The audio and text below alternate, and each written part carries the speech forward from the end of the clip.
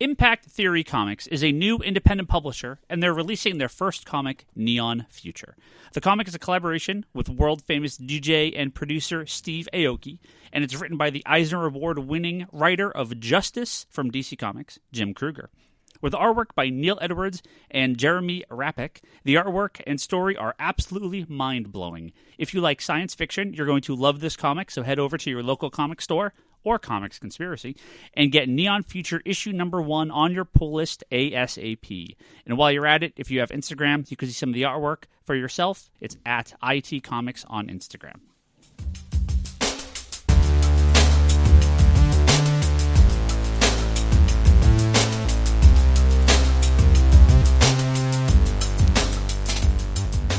Hello and welcome to the Comic Conspiracy episode 396 for the week of April 9th, 2019. My name is Ryan Higgins, and who is here with me this week? Brock Sager.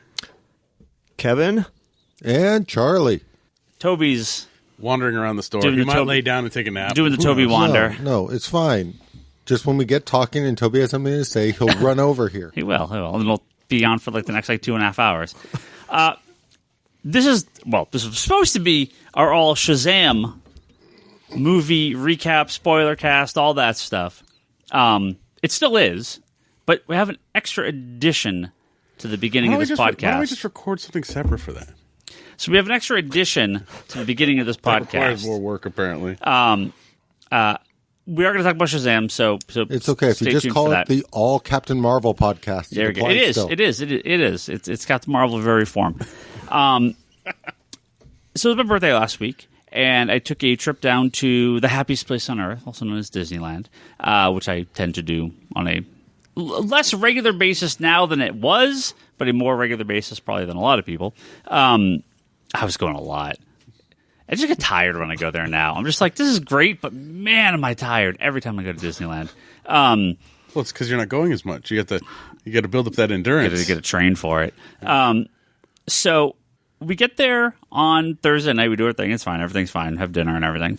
Friday morning, nice and early, at the park, half an hour before it opens. So we're there at like 7:30 with our friend Seth. He's in the Facebook group. I talk to him on Twitter all the time. You guys have probably seen him. And Leanne, myself and Leanne, obviously, and Seth. And Leanne the night before was like, hey, when we get to the park, what we want to do is we don't want to go through the main entrance because it's so jammed up. There's so much security there and it takes forever. She goes, when we came last time, we went through downtown Disney. It was a lot shorter of a wait, which I'm like, oh, perfect. Makes sense. All right. So we get to downtown Disney, we go through security, there's no one there. Now, the thing is, when we got to downtown Disney, it's an open shopping area that's outside Disneyland and California Adventure that has a lot of restaurants and there's like a bar there now, and it used to be House of Blues was there, and a couple places they shut down to build something, and then they're not building it, but the stuff's still shut down. It's going through this weird transition. There was a movie theater there that they shut down. The AMC's gone, but I believe the AMC is coming back because they were supposed to build a hotel, but they're not building it now. Anyway, so we get there and we see a bunch of big tarps and tents, and there's an Amazon prize truck. Do you guys know the Amazon prize truck? You know what that thing is? Yes. Not the prize truck. No, it's called the treasure truck. Or treasure truck? Is it treasure truck? Yeah, it goes around and it basically has deals in it. Yeah, I get texts. Yeah, so and they have and you haven't been to one yet? They sometimes have like free stuff. They have like really expensive stuff that's like hard to find stuff that they sell for retail price. And I know the NES Classic did like a treasure truck at one point. Yeah. So they had one, but it was all decked out like in Avengers movie stuff, right? And I'm like, huh. And they had to check in, and they had all this other stuff. So I walked up. I'm like, hey, I'm just going to the park. What's going on? I'm a big Avengers fan, obviously. And they're like, oh, we're doing something in the park today for the Boys and Girls Club and some hospital, and there's going to be, they're filming something in the park. And I'm like, oh, okay, that's cool. It was like, are they giving stuff away, or what are they doing? They're like, oh, yeah, it's stuff for the kids. I'm like, oh, okay, cool. Excellent. Neat. Let's go into the park. So we get in. wander around, get a fast pass for cars, go wander around. I was going to go through the queue for Guardians of the Galaxy. I can't ride that fucking thing. No way. But my wife and her friend wanted to ride it. So I was like, okay, cool. Let's just go there early. Let's get there first, and I'll walk through it with you guys and just take some photos and leave. So we're walking down, and we see the stage set up on the left-hand side, kind of off to the side, down in there. It's over in the Hollywood area. yeah, down the far end. And there's they have a marquee there where they do the Frozen show. It used to be the Aladdin show, now it's a Frozen show, and it says Avengers Endgame on it. And there's a stage, and there's like a roped off area, and I'm like, okay, well this must be where they're doing the thing for the kids. I'm like, this looks more than that though. There's camera crew there. There's like news crews. Again, makes sense, but they have like those like crane cameras, and it's a lot of people in suits. Yeah. Which usually there's people in suits wandering around Disneyland that are the management and upper management kind of checking out the park and doing their stuff. But this was more. I could tell, like, you could just tell something was going on if you were paying attention. So there was maybe 5 or 10 people standing there. Like, we were like, can we go up? And the people were like, oh yeah, just go around the rope here, and yep, go right up to the barricade, and just hang out. We're going to start at 9:00. It was like 8:30. Right, so it was like starting like a half an hour. That's when I see Bob Iger, who is the head of the Walt Disney Corporation. Now, did you recognize Iger? Yeah, I do. Yeah, I know what he looks like. Yeah, I've seen him in enough stuff. When I saw Bob Iger, I'm like, this is not just someone cosplaying as Captain America at the Disney park's not just going to walk up and talk to the kids. Something's going on. Bob Iger's not just wandering around Disneyland unless something is going to happen, right? Something. So, or he hit his head and he's lost.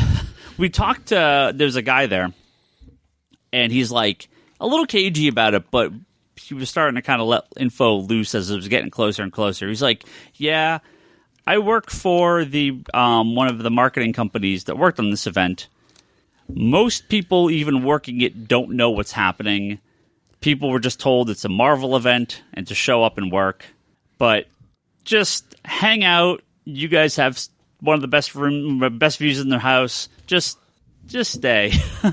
This is going to be worth it. So they were a little late. About 9:30, Bob, everything starts to happen, and then people started to sort of build a crowd. A small crowd started to build, but people were just kind of, because it's on the main thoroughfare down one of the side streets there to get to the other rides. I mean, you could just walk right past it, go into the Guardians of the Galaxy ride. Then they push that up against the back lot. The back of the Hollywood, you either go to the left and you go more towards that's like Monsters. Yeah, Monsters Inc. is over there. Right, and go to the Guardians thing. Yeah. And they have the Captain America meet and greets, or the Captain Marvel meet and greets over there now. They do all the Avengers stuff over there now.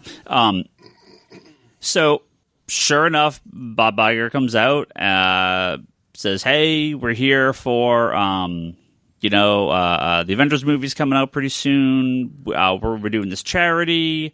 And to talk more about the charity, let's bring out some people from the Avengers, including Robert Downey Jr., Brie Larson, Scarlett Johansson, Paul Rudd, Jeremy Renner, and Hemsworth. Chris Hemsworth. Thank you. For some reason, I had Tom Hiddleston in my head. It's Chris Hemsworth. So, like, the fucking Avengers, most of the main cast of the new movie, really, Chris Evans is kind of the only one not there. We're at Disneyland. I'm here to the door away from them. We're 15 feet from them.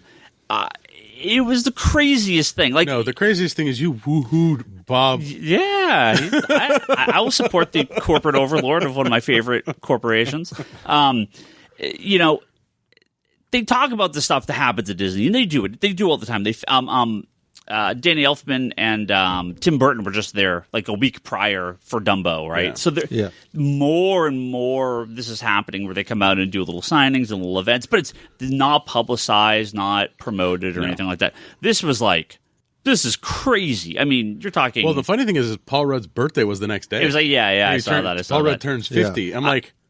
Paul Rudd's 50? I need whatever he has. I guess someone had said they saw Brie Larson in the park like the day prior, so maybe on Thursday she was at Disneyland. Well, they ended up, the weekend was all the press junket stuff. Yeah, you're right. So they were all already in town anyway to do all the promo and all their interviews and everything like that too. So the charity, let me read what the thing was for. So it was Lego, Hasbro, Funko, Amazon, and Disney providing $4 million in Avengers Endgame's toys to children's hospitals and to Give Kids the World, a nonprofit resort in Central Florida, as well as $1 million from Disney directly to the Starlight Children's Foundation, a nonprofit organization that provides moments of joy and comfort to chronically and terminally ill children and their families. So that's what they were there promoting. So they had a bunch of kids out there in costumes. Obviously, their parents were there too. Yeah, I saw some of the photos from the thing. Like the Brie Larson was hanging out with kids that had gotten a bunch of T-shirts, and there was huge photos taken. But that stuff was in downtown Disney. Well, so they had, as far as I can tell, 3 kind of events. They had the backlot section where they had the talk there, the announcement, and thing. Behind them, they did some photo shoot stuff. They have the Captain Marvel photo shoot, which is this big jet. It's like the front half of a jet sticking out of a hangar, and the Captain Marvel girl that's that you take the pictures with, she's there. But Brie Larson went there as just Brie Larson and took pictures with a bunch of the kids. So we actually, when that event finished and they all left, we walked around that way, just completely not intending to do it. And we're like, oh, hey, the Captain Marvel thing. Oh, hey, it's Brie Larson again. And so those pictures of her, we saw her taking those pictures. There's kind of a famous picture that's been going around of her with a bunch of girls. We saw right after that happened. Not from red carpet. This event or no? Yeah, from this. Okay. There's a shot of her. No, because she's been doing ever since Captain Marvel. She's been doing a lot of she was on the red carpet or the premiere. She literally stopped to go to the people. Go to the little girls that were dressed up as Captain Marvel and stuff like that. So. Yeah, there's a shot from this where she's standing in front of the jet with all the girls that are dressed up like Captain Marvel. So we caught the very tail end of that.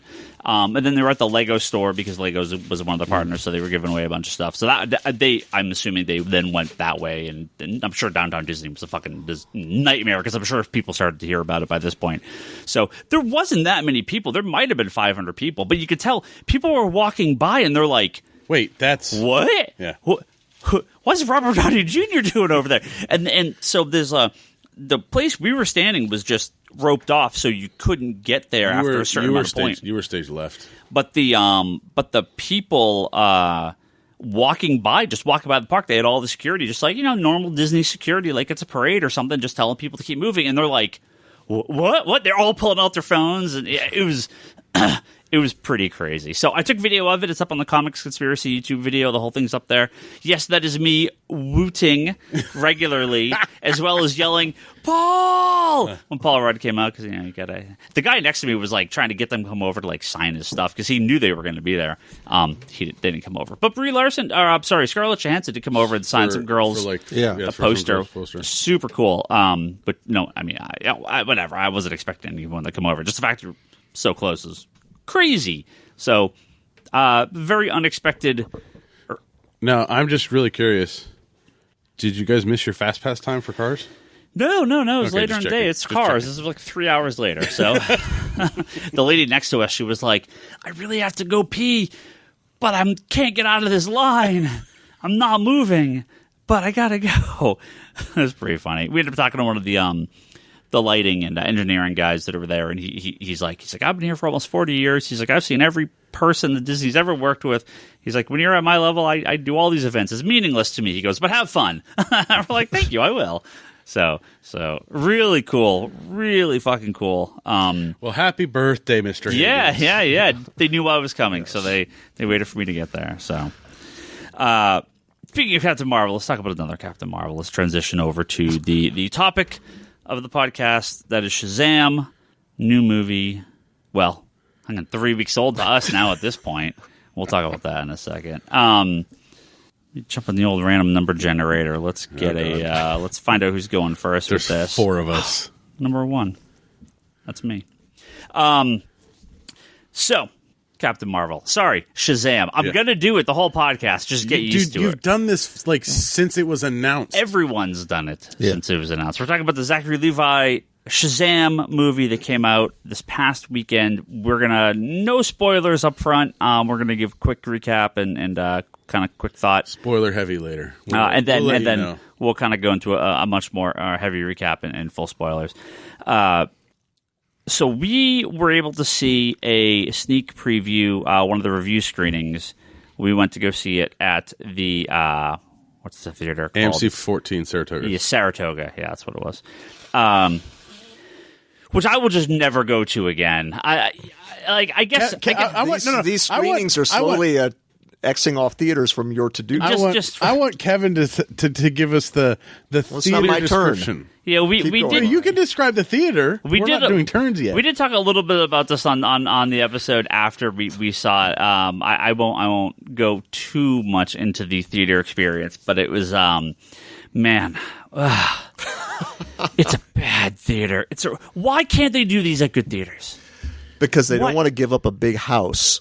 It's not even the theater. It's not even the multiplex building. It's the auditorium you're getting. You don't want to give up a prime house for a free screening. There are more seats in that screening than there is at any of these smaller reserve seating ones. Like, they're not giving up a prime spot. Like, they could put it in any of these Century or any of these reserve seating recliner smaller screens that have 50... Only if you wanted to just be press. 75... Sure, that's fine. Well, it was press, us, and like a high school. That's who was there. I don't know what the fuck the high school... I don't know where they came from, but... Somebody knows somebody whose parent knows somebody, maybe. I likes to share. He's so nice. What? I like to share? Yeah. No, I hate to share. What are you talking about? They're not the terrible high schoolers.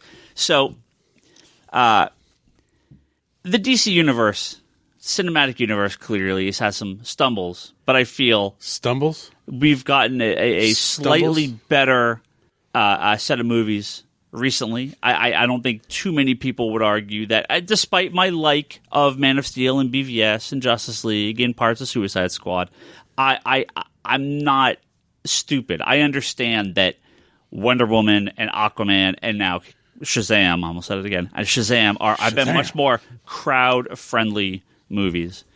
To me, it seems like DC Warner Brothers has sort of figured it out. I feel it. And with that Joker trailer that just came out, we can talk about that for a second, maybe later. But I really think they must have figured something out because clearly they're on a much better path now.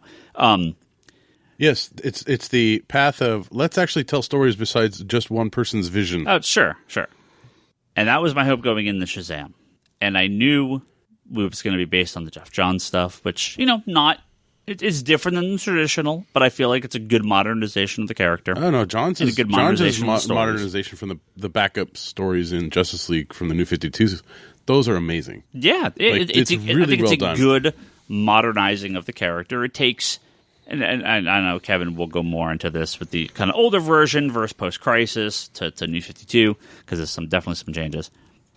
Hopes were high, expectations were low because it's a DC movie. I have to just be prepared for the internet to hate it and for everyone to hate it, and not that my liking of it or disliking of it or the internet's liking or disliking of it. I don't really care at the end of the day. But again, I want these to be successful. I want them to be liked by the audiences, and because I want them to do more. I want them to keep doing them, and we keep getting more of them. And if at least the money that came in from Shazam versus the production budget and the reviews for Shazam, we are going to get quite a few more Shazam movies. Well, they've already greenlit them too. Well, yeah. Again, we'll talk about that later. Because holy crap. Do I need a sequel more than I think I've needed a sequel to any... If they never made another Wonder Woman movie, I'd be like, we got a really good Wonder Woman movie. That's super cool. I need a Shazam sequel so badly. Do not say why. No. No, we can say why later. Yeah, later. That's what I mean. Later. I loved this movie. Aquaman... So, I just kind of want to discount like BVS and Man of Steel a little bit here because I feel like at this point those are almost like some other thing, right? Like the Snyder movies are almost not even connected to these movies, even though Aquaman and Wonder Woman came from them. It's like they're almost like this other thing.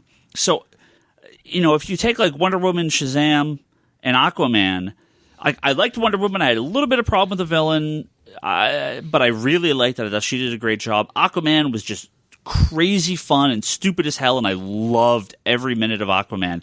To me, the Shazam takes the place of both of those movies. It is just almost perfect in my mind for what I wanted this movie to be, and I am shocked that it not only pulled it off, that it pulled it off way better than my highest of expectations, or highest of hopes. So, you know, I have a hard time grading the DCU quite like the MCU. Well, yes, because at this point in time, we're on CGC grading towards like it's a 9.8. Well, it's a 9.7. They're definitely like I can be, you know, I can put. I don't know that we have an A+. I will give Shazam the A spot for now, and I will then rejudge every movie based on Shazam being an A. I think that's what I'm going to have to do, because when I look at my MCU ranking stuff, again, I don't think Winter Soldier is the greatest movie that has ever been made, but in line with the Marvel cinematic movies, it gets my A+. So that sort of has become the gold standard as far as the MCU movies. So in a similar fashion, I am now putting Shazam as my A for current DCU movies, and I'm going to go back and readjust my rankings of all the DC stuff to kind of line up with Shazam, because almost from start to finish, I love this movie. Brock, yes. So your thoughts? So for me, going in, I was excited for the film. I was curious how they were going, you know, if they were going to be able to pull it off. You know, seeing the trailer and stuff, and knowing kind of Jeff Johns' story, it kind of felt like it was going to be that telling, which it was fine. But yeah, I mean, like you said, my expectations weren't super high. I just wanted to enjoy the movie. Coming out of Aquaman, because I really enjoyed Aquaman. Like, I was worried that they were going to convolute that movie, and they did a really good job with the amount of material that they put in. So yeah, but overall, I think it's summed up best by my kids, because my kids went with us to watch this, and they weren't even the worst children in the theater. We had a crying baby. Yeah. Who brings a crying baby to a theater? It was rough. My kids absolutely love this movie. Cool. I love this movie. It's just DC just found a great combination of a character that can not only just adults can get into, kids can get into. Besides the boardroom scene, which we'll talk about later, is pretty much a really kind of family-esque movie. Yeah. Except for certain things in it, but overall, well, like really well done. Some of the early reviews, and I use the same comparison. It feels like an 80s kind of kids adventure movie, something like E.T. or Goonies, and those have scary scenes in them as well. But right? it's big. So, yeah. So So yeah. So I mean, overall, fantastic job. It's not an A+ per se, like you said. I wouldn't even say. I mean, it's a really good DC movie. It's probably one of the top DC movies that have come out. So yeah. Young Kevin Sharp over here. Are we going in random order? No, just around. Oh, you're next. Well, so I just watched it for a second time 2 hours ago, because that experience that first night. What was that? 3 weeks ago, maybe, when we were recording this. What, you didn't like the baby? You didn't like so the it's people not like dumping like 6 gallons of Brock. It's just stuff in it's the problem with the free screening. The good part is it's free. Yeah. The bad part is you're going to get a crowd that may not be interested in the movie, that wouldn't pay for it, but are just going to take something for free. Right. But that's my problem with this. Yeah. If it's, hey, here's 2 passes, you got to line up 7 hours early. That's not what this was, or at least not what it was supposed to be. My only assumption is that they were like, hey, like 3 reviewers said they want to go to this, so I guess let's just give tickets to anyone that walks by. Like, I don't know why the people that were there, because I've been to some of these before, and the audiences it's not like this. not this early. We did it for Batman. Was it Batman Begins, right? And it was like we did it for Batman Begins. We did it for Man of Steel. Even Man of Green Steel, Lantern. I think. Didn't we get one for Green Lantern too? Even Man of Steel, I think, was just like a here's some passes line up. I don't think that it was a that one they had that stuff blocked off in the front for that one. No, but I mean they've had that. Well, anyway, I just don't think the audience is normally like that at these screens. Well, anyway, so there's a sticky floor. It's 80 frickin' degrees because we're sitting up at the top. Yeah.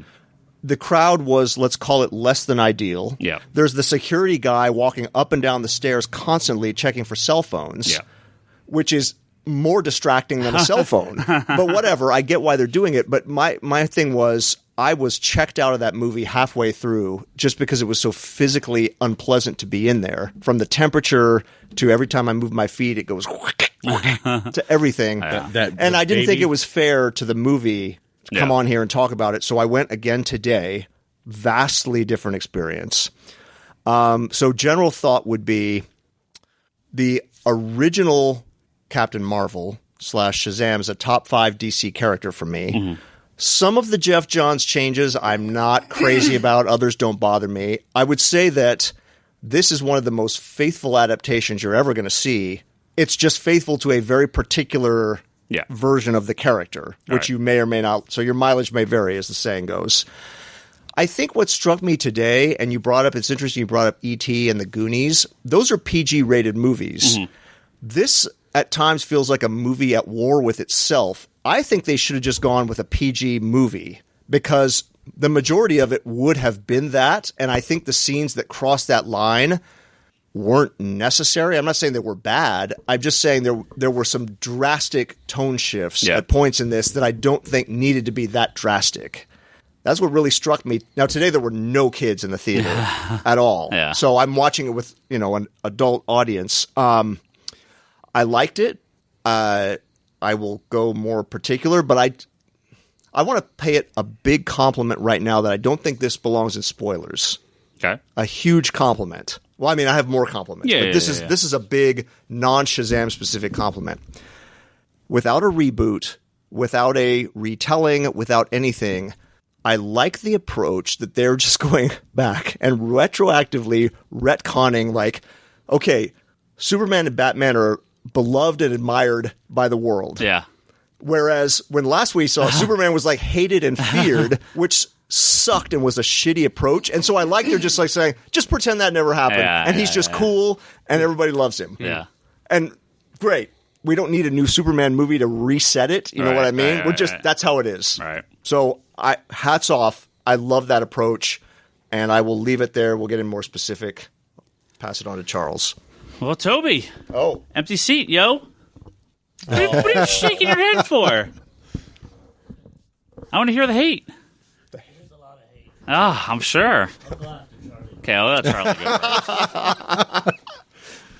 So I agree with pretty much everything that Kevin said, where I do feel like there were times in the movie where tonally it felt like two different movies. But that being said, everything they did with sort of Shazam and the family and all that was pretty close to everything I wanted. And from way back when, basically since Man of Steel, I've kind of felt like, okay, if they're going to go that way with Superman, we need Shazam because we still need the character that's just sort of lighter and fun and appeals to kids. And I felt like that's what they delivered. They delivered a movie that kind of can bring in that audience again that I remember. It's sort of like that whole capture your imagination that you felt when you saw the Christopher Reeve Superman movie.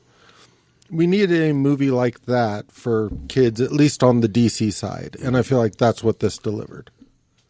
All right, bring the hate, Toby. Bring it. You ready? That was it, Charlie? Yes. Really?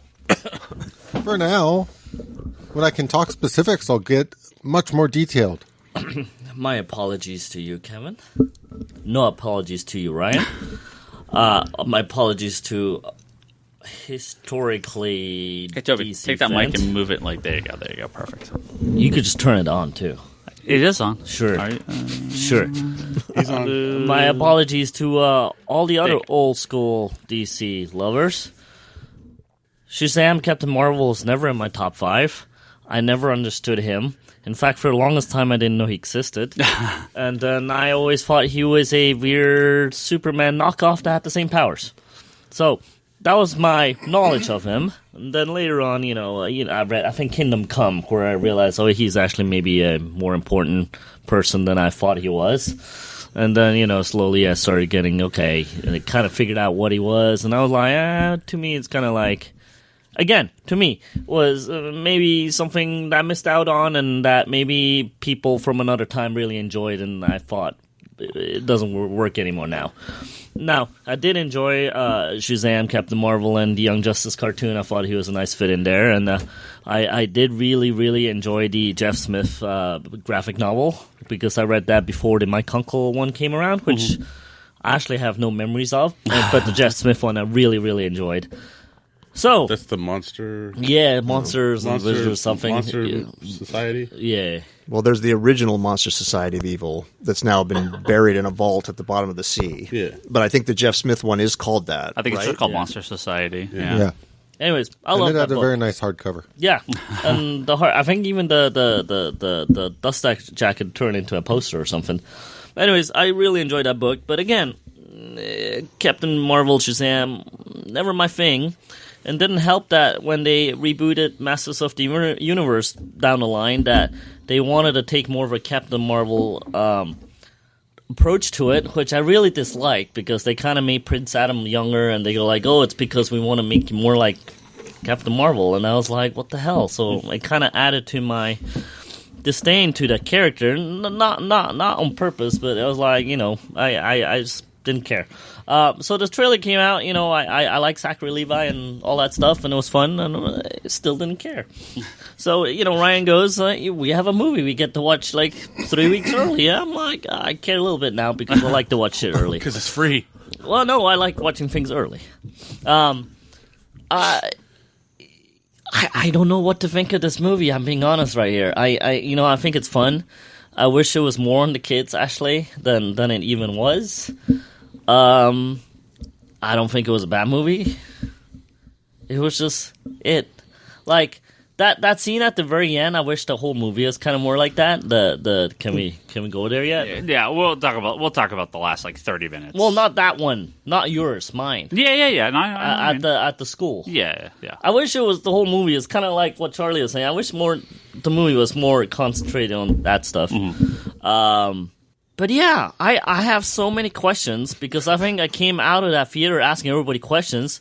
You jerk-offs that are supposed to know Captain Marvel, Shazam, couldn't answer any of it. You just look like it's an A+ movie. I'm like what? Well, okay, we'll get to the questions. Yeah, because I was like, what? When they did that, then shouldn't this happen? And you were like, I don't know. I'm like, why don't you know? I remember what question. I remember what you're talking about. Yeah, but but that's the first thing I think about. And if no one can answer and everybody's just ignoring it, it bothers the fuck out of me. We'll get to your questions. Yes. So. One of them relates to the last act of the movie. Yeah. Well, okay, we'll get to that. So, all right, spoiler on. Now let's go into my questions. Outside your questions, I mean, as a movie, it was all right. Okay, middle of the road. It was all right. Better or worse than BVS and Suicide Squad and Man of Steel? Oh, you like Man of Steel. I liked all those movies. Yeah, you like Man of Steel. But I also like those characters more, so it's not fair. Yeah. I honestly will say my review is not fair because I do think they did a good job. All right. So it's not my view of the movie. It's not fair. Not a fair one. Well, and so much of my knowledge of Captain Marvel is post-crisis in the Justice League International and then Jeff Johns' JSA. I mean, there's also two versions of him, right? There is one version where the kid and Captain Marvel are not the same person. Right. That's the golden age. Yeah, and then there's the version of... Post-crisis, Captain Marvel, he becomes Captain Marvel, so Billy Batson becomes this adult with all these powers. He was actually my favorite part in the whole flick. Billy? Yeah. The young Billy. Yeah, it was good. My second favorite is Zachary Levi. I think he did a really good job, but... Well, we will transition fully into spoilers. We'll answer all of Toby's questions. So if you just wanted to get our quick takes, you got them here. Little girl, she's awesome. Darla. Yeah. If you want to get our quick takes, you got them now. Now we're going to go full spoilers, so you've been warned. Full spoilers. All right, can I start with my questions? Toby, ask your questions. Okay. It's a good way to start. When he holds out the staff and everybody gets their... Can we really go there? Yeah, full spoilers. All right. Then they all get their powers? Yeah. Okay, does it mean he's depowered too? Is he dividing his powers? No. Why? Because when the other dude is doing it, he's depowered. Shouldn't that be like... when he's giving his powers to... The family. When Savannah, when the Yeah. sins... Well, no, when Savannah does it, he's giving up the power, but his body, like Billy, he goes back to his old form. And So old he... Yeah, but if the little so- black girl is going to be like the fast one, shouldn't they all like divide it up? Like, because he's got like the power of like 5 gods or something, right? When he divides his power, shouldn't they 6, all yeah, have yeah, like, or 6, Yeah. have a part of that power? So in theory, shouldn't he So each of them depowered? could only do one thing. Yeah, right? I That mean, will make more sense. With the sins, with Savannah and the sins, I mean, my reading of that is that the sins, when they leave him, they're physically taking their power. The gods aren't like coming out of Shazam. It's not quite the same. Yeah, but it's almost like a transfer of power. sort of. Yeah. Assuming that okay. This is Take it gonna be away, fun. Charlie. Take it away. Savannah is basically being possessed Yes. by Yeah. the sins. So Yes. as the sins leave him, he depowers. Yes. I don't. I like your cable Like- mug, by the way, number 1 cable fan. The way I view Shazam is like it's a power pool that he's tapping into. It's like, they're gifts from So- the gods, basically. They're so not... it's the idea of he's now allowing other people to draw tap from into- the same yeah. pool that Yeah. he's, but So not. they're all equally weaker. I think they're all equally powerful. The movie It's- does... No, but I don't like that. See, I don't like that. So hold on, no. Can I take? I'm going to take your pool reference. It's like Shazam is standing in the middle of the pool and he's absorbing everything. What kind of pool are we talking about? Like a water pool? circular, or like a... water pool. Okay. Like a Think about like the Speed Force. yeah, Yes. like Shazam is tapping into like this mystical force of the gods that basically. Yeah, but if he's done. Shazam is yay volume, and he gives Is his power what? to I don't other know what volume. the fuck you just said. No, but think about it this way. If you he's not consider it- 100% of the power. No, He's accessing... he's accessing a force. I'm going to just keep going with the Speed Force analogy. The fact Yeah. that Wally can draw from the Speed Force and Barry can draw from And- the Speed Force and Bart. and all of them. Yeah. Doesn't mean the Speed Force is is less suddenly. powerful. Yeah. Well, how many speedsters does it take to completely deplete the Because speed there's, force? there's infinite. so- There's infinite speedsters that access the Speed Force. They're all as Yeah. powerful as their own, But one their own day you're ability. going to just run out of power. This is normal scientific stuff I that we're mean- talking about. Well, no, you can't get rid of Potentially, energy, right? if enough don't know people what were the law of drawing physics from the power, it would hit some sort of limit. Yes. But that being said, he's not giving the entire population of Earth the ability to draw from this power reserve. I smell a sequel. I was going now. to say that'll be the next movie. Aliens attack. Everybody has Shazam powers. I like your idea, though. How each of them having one of those god abilities. It's That's just what I never. It's thought. just Well, never they- been written that way, though. In the movie, Well, that's how it comes off. Yeah, yeah. the little girl's Yeah. like the running one, right? Yeah. And The Asian guys, the And then the strong John- one, And that's how John's is in the Yeah. current run. Yeah. That's how it's breaking he down. acts Is But I This is feel all of like them. But- because of that, Shazam himself should have only one power at that point too. No, it's like Shazam's in the middle. Everybody's around him, just taking a little Well, bit. he's not So- the White Ranger.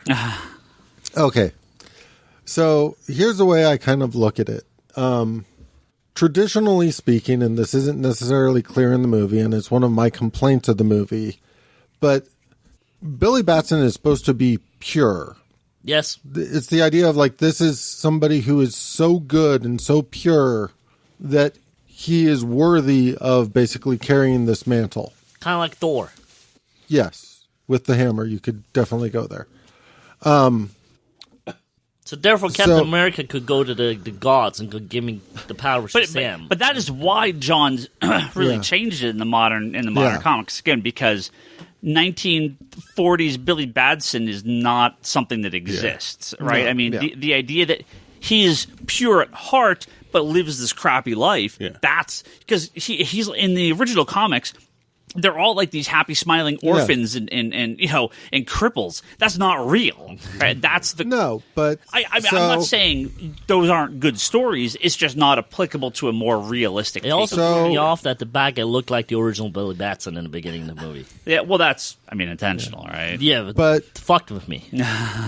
The way I look at that, and this is one of those things of, I would like it to have been more clear that at some point he was tested, like the other kids were, all the kids that failed. And they kind of joke it off towards the end like he had been tested, so you can't really tell if he was tested or not. But I did feel like thematically... That would have been a lot better, in my book. Yeah. I would have liked seeing that scene too, myself. Yeah.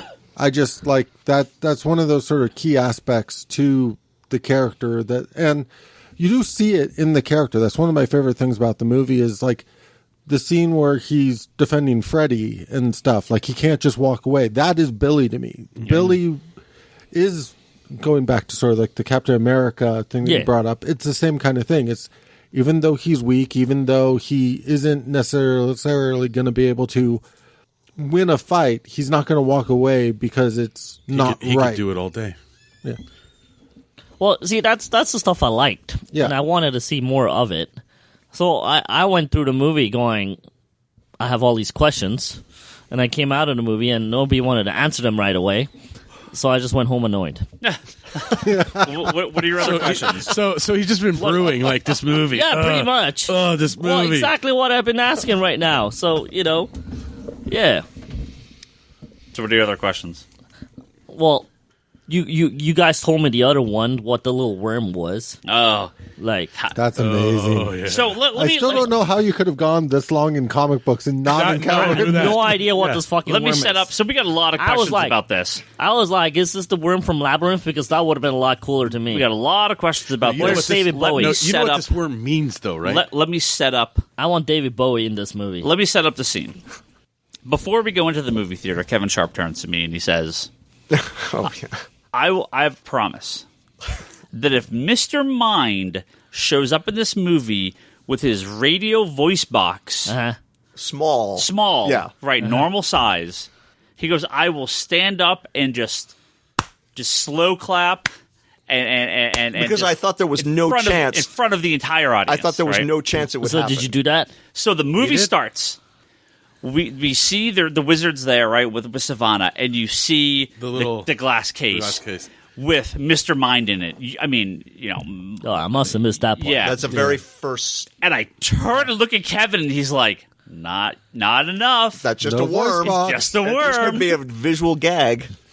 Yeah. So a little bit later in the movie, it's cracked, right? When Billy goes in, the box is, or the vase is broken, or the container is broken, and I turn to look at Kevin, and he's like, nope. Mid-credit scene, Savannah's in the cell, and I just hear the voice, and I turn to Kevin, and he's just first like... you hear like this robotic laughter. Yeah, and Kevin's just like... his mouth just opens, and I just sort of like... I sort of get up, and I'm like, all right, I'm ready. Yep. Let's do this. And the two of us stood up in the back row of the theater clapping to the bafflement of everyone sitting around us. Do you remember? I wasn't baffled. I was I'm like... And there's two guys in the front that yelled, "Nerds!" Do you remember when Avengers came out, the first Avengers movie, and the post-credit scene happens, and Thanos is there, and every audience, every group in the audience. Yeah, but I knew who Thanos was. Every group in this the audience. This one I felt like I didn't do my shit anymore. That one person that was like, oh my fucking God. And everyone else is like, what the fuck This is sort of the same thing. Yeah. Except for on like a more nerdier level, because I know who this. So Mr. Mind is Mr. one Mind. Of Kevin could probably go into a little more detail here, but I'll give you the quick hits. Mr. Mind is a classic Captain Marvel villain back from the 40s, 50s. So as a guy, early 40s. As a guide, I got to read Captain Marvel through fucking Kingdom Come. Yeah, and one graphic novel. He's in Kingdom Come. Yeah, they use him to control Billy's mind. Mr. Mind is an alien. Did I miss that? He's an alien worm. Yeah. That has like telepathic powers, and he has. Well, he's like a genius. Yeah, he's like crazy, like Brainiac level global intelligence, and he has like how does he control the monsters? I don't think I could sit here and tell you Mr. Mind's power set. Like if you have a who's who in the bin right there. Yeah. So, but he's an example. Okay, so let me just say this. Mind is an example. Other characters like Talkie Tawny. Yeah. Who we get a reference to in this movie too as well. Like all of these Shazam villains. Yeah. Or allies. Right.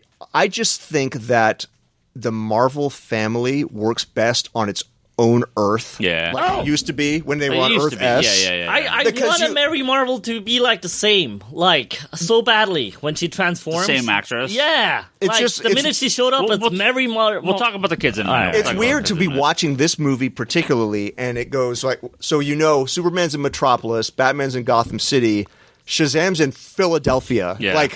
Something doesn't feel right. It feels like Shazam should be in more something like a Roger Rabbit type universe. Yeah. That's where that character and the surrounding cast, I think, works best. Yeah. What? Talkie Tawny is a tiger. I don't mean with literal cartoons, tiger. but I mean where the laws of physics are different, where you have a walking, talking tiger, those alligator men that they see in one of the doorways. Those are villains. There was a number of references to a tiger in the movie, including like a little stuffed tiger that he gives. I remember the one his mom's trying to win him. Yeah, the one he gives to the little girl. In the comics, I do like the mom story in this. In the comics, one of his friends is a talking tiger named Tawny. Yeah. What, to Billy? Yeah, it's like a the Captain tiger Marvel, that walks on two legs and wears clothes like and a suit. talks. Yeah. A stuffed one? No. Oh. Just a regular Like a humanoid tiger. Okay. So this, but Mr. Mind in the more recent comics, they did some crazy stuff with him. I really liked the New 52 take on Mr. Mind. That he was controlling Skeets, he was controlling Booster Gold's little flying robot buddy, and he like cocooned and came out as like this fucking monster. A big part of Mr. Mind's backstory is that he controls the Monster Society of Evil, which are these just fucking rando aliens that he gets from all over the universe. And so, I obviously being the little caterpillar is an awesome just contradiction in power, because he's not physically punching anything, he's controlling all this other stuff that's going on. Think of him as Lex Luthor, right? Kind of Captain Marvel's Lex Luthor is as close as I think you're going to get. I just can't take it serious. Well, actually, I mean, obviously Savannah's his Lex, but like that's the world of this character. It's just weird. Good. Grab last page of the Shazam, the Jeff Johns. I love that about that character, though. Yeah. I love the fact that it's very fantastic. He is the epitome of you look at him and you will underestimate him. Like he will outthink and outplan. So Mike Kunkel was actually a really good artist for Shazam. Yeah. So on to the movie. Ryan, what's something you liked about it? Everything. Okay, I'm going to talk about the kids. Sent that fat pitch right over the plate. The last 30 minutes of this movie is just perfect. They all get their powers fighting Savannah, all the stuff with Mr. Mind.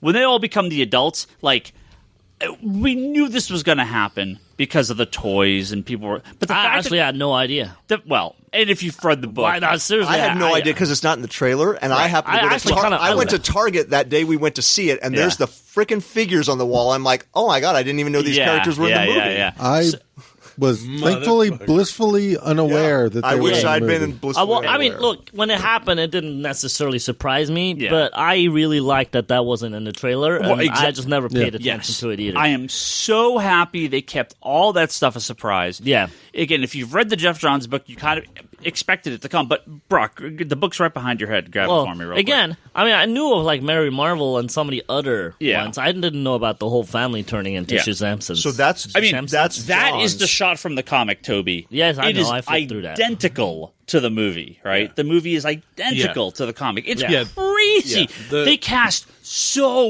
well, and the fact that some of those are actually not. There's some bigger actors there too that have done a lot of stuff. Yeah, you know what's funny? What I realized today because I don't know, I was just, I think, brain dead by the time that first one ended. Yeah. Our first screening. trivia, what I noticed today was 2 of those actors who played part of the thing were from the Justice League. The George Miller Justice League. That didn't happen. Yep. Superman and the Flash, I think, were the roles. So Adam Brody, he plays the grown-up Freddy. Megan Good plays the grown-up Darla. And Darla steals the show in this movie, to me. She's incredible. Is that the black girl? She's the youngest girl. Yeah. She is so good. She was awesome. Now, Toby, I agree with you 100,000%. Mary Marvel, if I have any complaints about this movie, Mary Marvel had the least screen time of any of the Marvel family in this movie. And I feel like she's like the most important next to Shazam, right? Right. Yeah. They gave every character in the movie their shot, right? Yeah. Of them like, I'm going to use my power. Mary doesn't get it. Yeah. And I don't know what's up with that. Yeah. They're hating on Mary and Marvel. I would have loved for Mary Marvel to have been the same actress, right? I would have loved for... Okay. Because the minute she came on screen, look, with as little as I knew about Shazam, she looks... the minute she showed up, I'm like, that's fucking Mary Marvel right there. Right. Yeah. I don't know what... Again, Mary Marvel... Ask your buddy Jeff Johns, call him up and go, what the fuck? Well, Captain Marvel Jr. in the comics initially is a kid, right? He's a kid that's a kid. He's the same. Mary Marvel, same deal. In the modern ones... They age them up when they grow. So Captain Marvel Jr., Freddy, when he becomes Captain Marvel Jr., he's again. They're not calling him Captain Marvel Jr. I don't know what they're calling him now. We're just going to say Shazam and the rest of the Marvels because I don't know what else to call him. Freddy is the guy with the sticks. They're credited as superhero Freddy, superhero Darla, superhero Mary. I loved all the superhero versions of them. They're so good. What's the guy's name? Well, and the actors who played them did an amazing job, the same as Zachary Levi, at kind of being a kid. Ross Butler, who played superhero Eugene. He was in Riverdale. I think that's the same guy too. He was so good. Like they look guy? fucking yeah. Oh, 13 Reasons Why. Yeah, that too. They look perfect in this. Yes, my only complaint is I wish they did more with Mary. I love Mary Marvel so much. I wish they did a little bit more with her. So, like a lot of stuff that like I got exposed to, like Shazam and stuff, was from again 52. Yeah, where Mary goes basically goth. Huh. Right? She turns dark. Yeah. For a while. I forgot about that. Yeah, like Must have been Ryan's favorite. But that's where I got exposure to Shazam. So I read about the Monster Society stuff by Jeff Smith. Was really excited for when Johns was doing the stuff in New 52, and then now with the new stuff. But yeah, it's one of those things where like that character specifically, I think just didn't get enough screen time, and when everyone else seemed to get the right amount, it was odd to me as well. But yeah, the Shazam family, so nice. Again, why don't you like the Shazam the modern family? take? Well, on it. It's modern. I think it's a little too much for the first one too. I agree with Toby's comment. Like, if Captain America in the first movie, in a time of desperation, injected 5 other guys with super soldier serum to beat the Skull, but that's not Captain America. No, though. but I know. But what I mean is, Let him is finish. Captain Marvel. Let him fucking finish. Yes. I want to hear what he wants to say. It is Captain Marvel. I'm saying in the first movie, I'm just more of a believer in let your main hero stand on his own. Not in this. Okay, well, and not with this. Not with this take of this character. I liked the casting of the grown-up kids. That was my least favorite part of the whole movie. Was that last 30 minutes? Did the casting was great. Have you read John's disagree? 52 stuff? Yeah. Okay. And I think that's again, Captain Marvel. The Do you think that was his test? That he has to pass his powers? That's like maybe the test that we were all... Could be. So, at the end of the day, this movie was about family, and not just the family that you're born into, but the family you make. And that whole scene and sharing his powers was sort of that ultimate expression of, I've let these people in. These are now my family. Yeah. Yes, I agree with you. I get that. I'm just saying... Yeah. I feel like you watered down the main character too early. It's just not a watering down. This is the character now. I think because the family is the. I'm not a fan of that aspect, and I recognize it's from the comics. I don't like that. Is the blue Captain Marvel from the old comics too? Captain. So Freddy and Mary from the old comics. So the original. So there was ones, a blue Captain Marvel. Yeah. So Captain Marvel Jr. is Freddie Freeman, and Mary Marvel is Mary. Yeah. Those are from before. Yeah, you had like weird other Marvels. There was like Grandpa Marvel and Uncle a bunch Marvel, of, Uncle Marvel. The Lieutenant Marvel. Was there a dog Marvel? So there was a rabbit. Yeah. Oh, excellent! I like a rabbit. There's a bunch of weird ass Is it Marvels. really a but raccoon? No, it was a talking rabbit with a Captain Marvel costume and powers. Yeah, and in Shazam #1, they have a story at the end that has the rabbit in it. So the new ones is the Asian one. So the Asian kid, the black girl, and the is he? The Latino he's, boy, yeah, the he's Mexican. strong- Yeah. the strong man. So those are like, and again, that's directly out of the current Jeff Johns. So there's 3 new ones. Yeah. And so they sort of expanded they got rid of like the weirder stuff and expanded the family to be all the kids, and they're not. But no orphanage. Grandpa Marvel anymore. Not yet. Okay. I'll wait for him. Yeah. I don't think there was never a chance in hell that we'd get like a Golden Age Captain Marvel movie. I just don't think it was ever going to happen. So to me, this is the best possible version of the character that you're going to get like a movie today of, because they made Captain Marvel serials back in the 40s that were like, it's just Billy Batson, right? I mean, they've done that type of stuff, but I just don't think that story is usable today in the same fashion. So post-Crisis, you had Mary Marvel, you had Captain Marvel Jr., very similar stories to the original ones, but they're obviously a little more modern. Johns' story, again, takes that and diversifies it, adds a bigger cast. And I think if you tease the kids in this movie, I just don't. No, I see it both ways. I kind of like your explanation about the whole show. I think that is. I think what it goes down to is Shazam is like a Hoppy Marvel? is a what? Yeah, Hoppy Hoppy's the Marvel? rabbit. Yeah. Oh, man. Uncle Marvel. Uncle Marvel. Kevin is showing us. Wait, Uncle Marvel, not Grandpa Marvel? Uncle. This movie embodies. Uncle Marvel has to be in the next movie. I'm holding for him now. It got to be Mr. Feeney. He's going to yell at the kids, go, gotta get off. I'm kidding. I think we were talking like Goonies and what was the other Like E.T. E.T. and similar feels. That's the kind of feel we got from this. I got like the biggest one is Big. Right, and the direct reference with the piano. When he runs out of the toy store. When he runs out of the toy store, that is to me big. And I think that what they're doing is they're setting up the second movie not to just be another Big, just with more kids. This is now more. We're going to move towards Goonies territory, right? Where it's more of the group dynamic versus. There's a bit of that in this where they're exploring the Rock of Eternity, but I think now that the whole group is together on the same page, right? A sequel would be the whole group out because doing also the I mean adventure. just from what the 4 issues of the Shazam that we've gotten from Johns, he's already branching out into all the Fun World lands, and gaming, like updating it to Gaming World, like Monsterland, like there's all these different places and stuff for the Shazam family to go and explore. Let me just clarify. I have no problem with the other kids in the story, the foster home, him finding a new family. I have no problem with the other, like when they're running through the wizard's, I don't know what temple, whatever, in the Rock of Eternity. I have no problem with the others. I was about to say siblings, but foster siblings helping out. All cool, and it goes thematically to what the movie's about. What I'm saying is, when I see a bunch of characters with the same costume, essentially... You just hate those duplicate characters. It's just... like, the Green Lantern Corps is one thing, I understand. You like Power Rangers? But...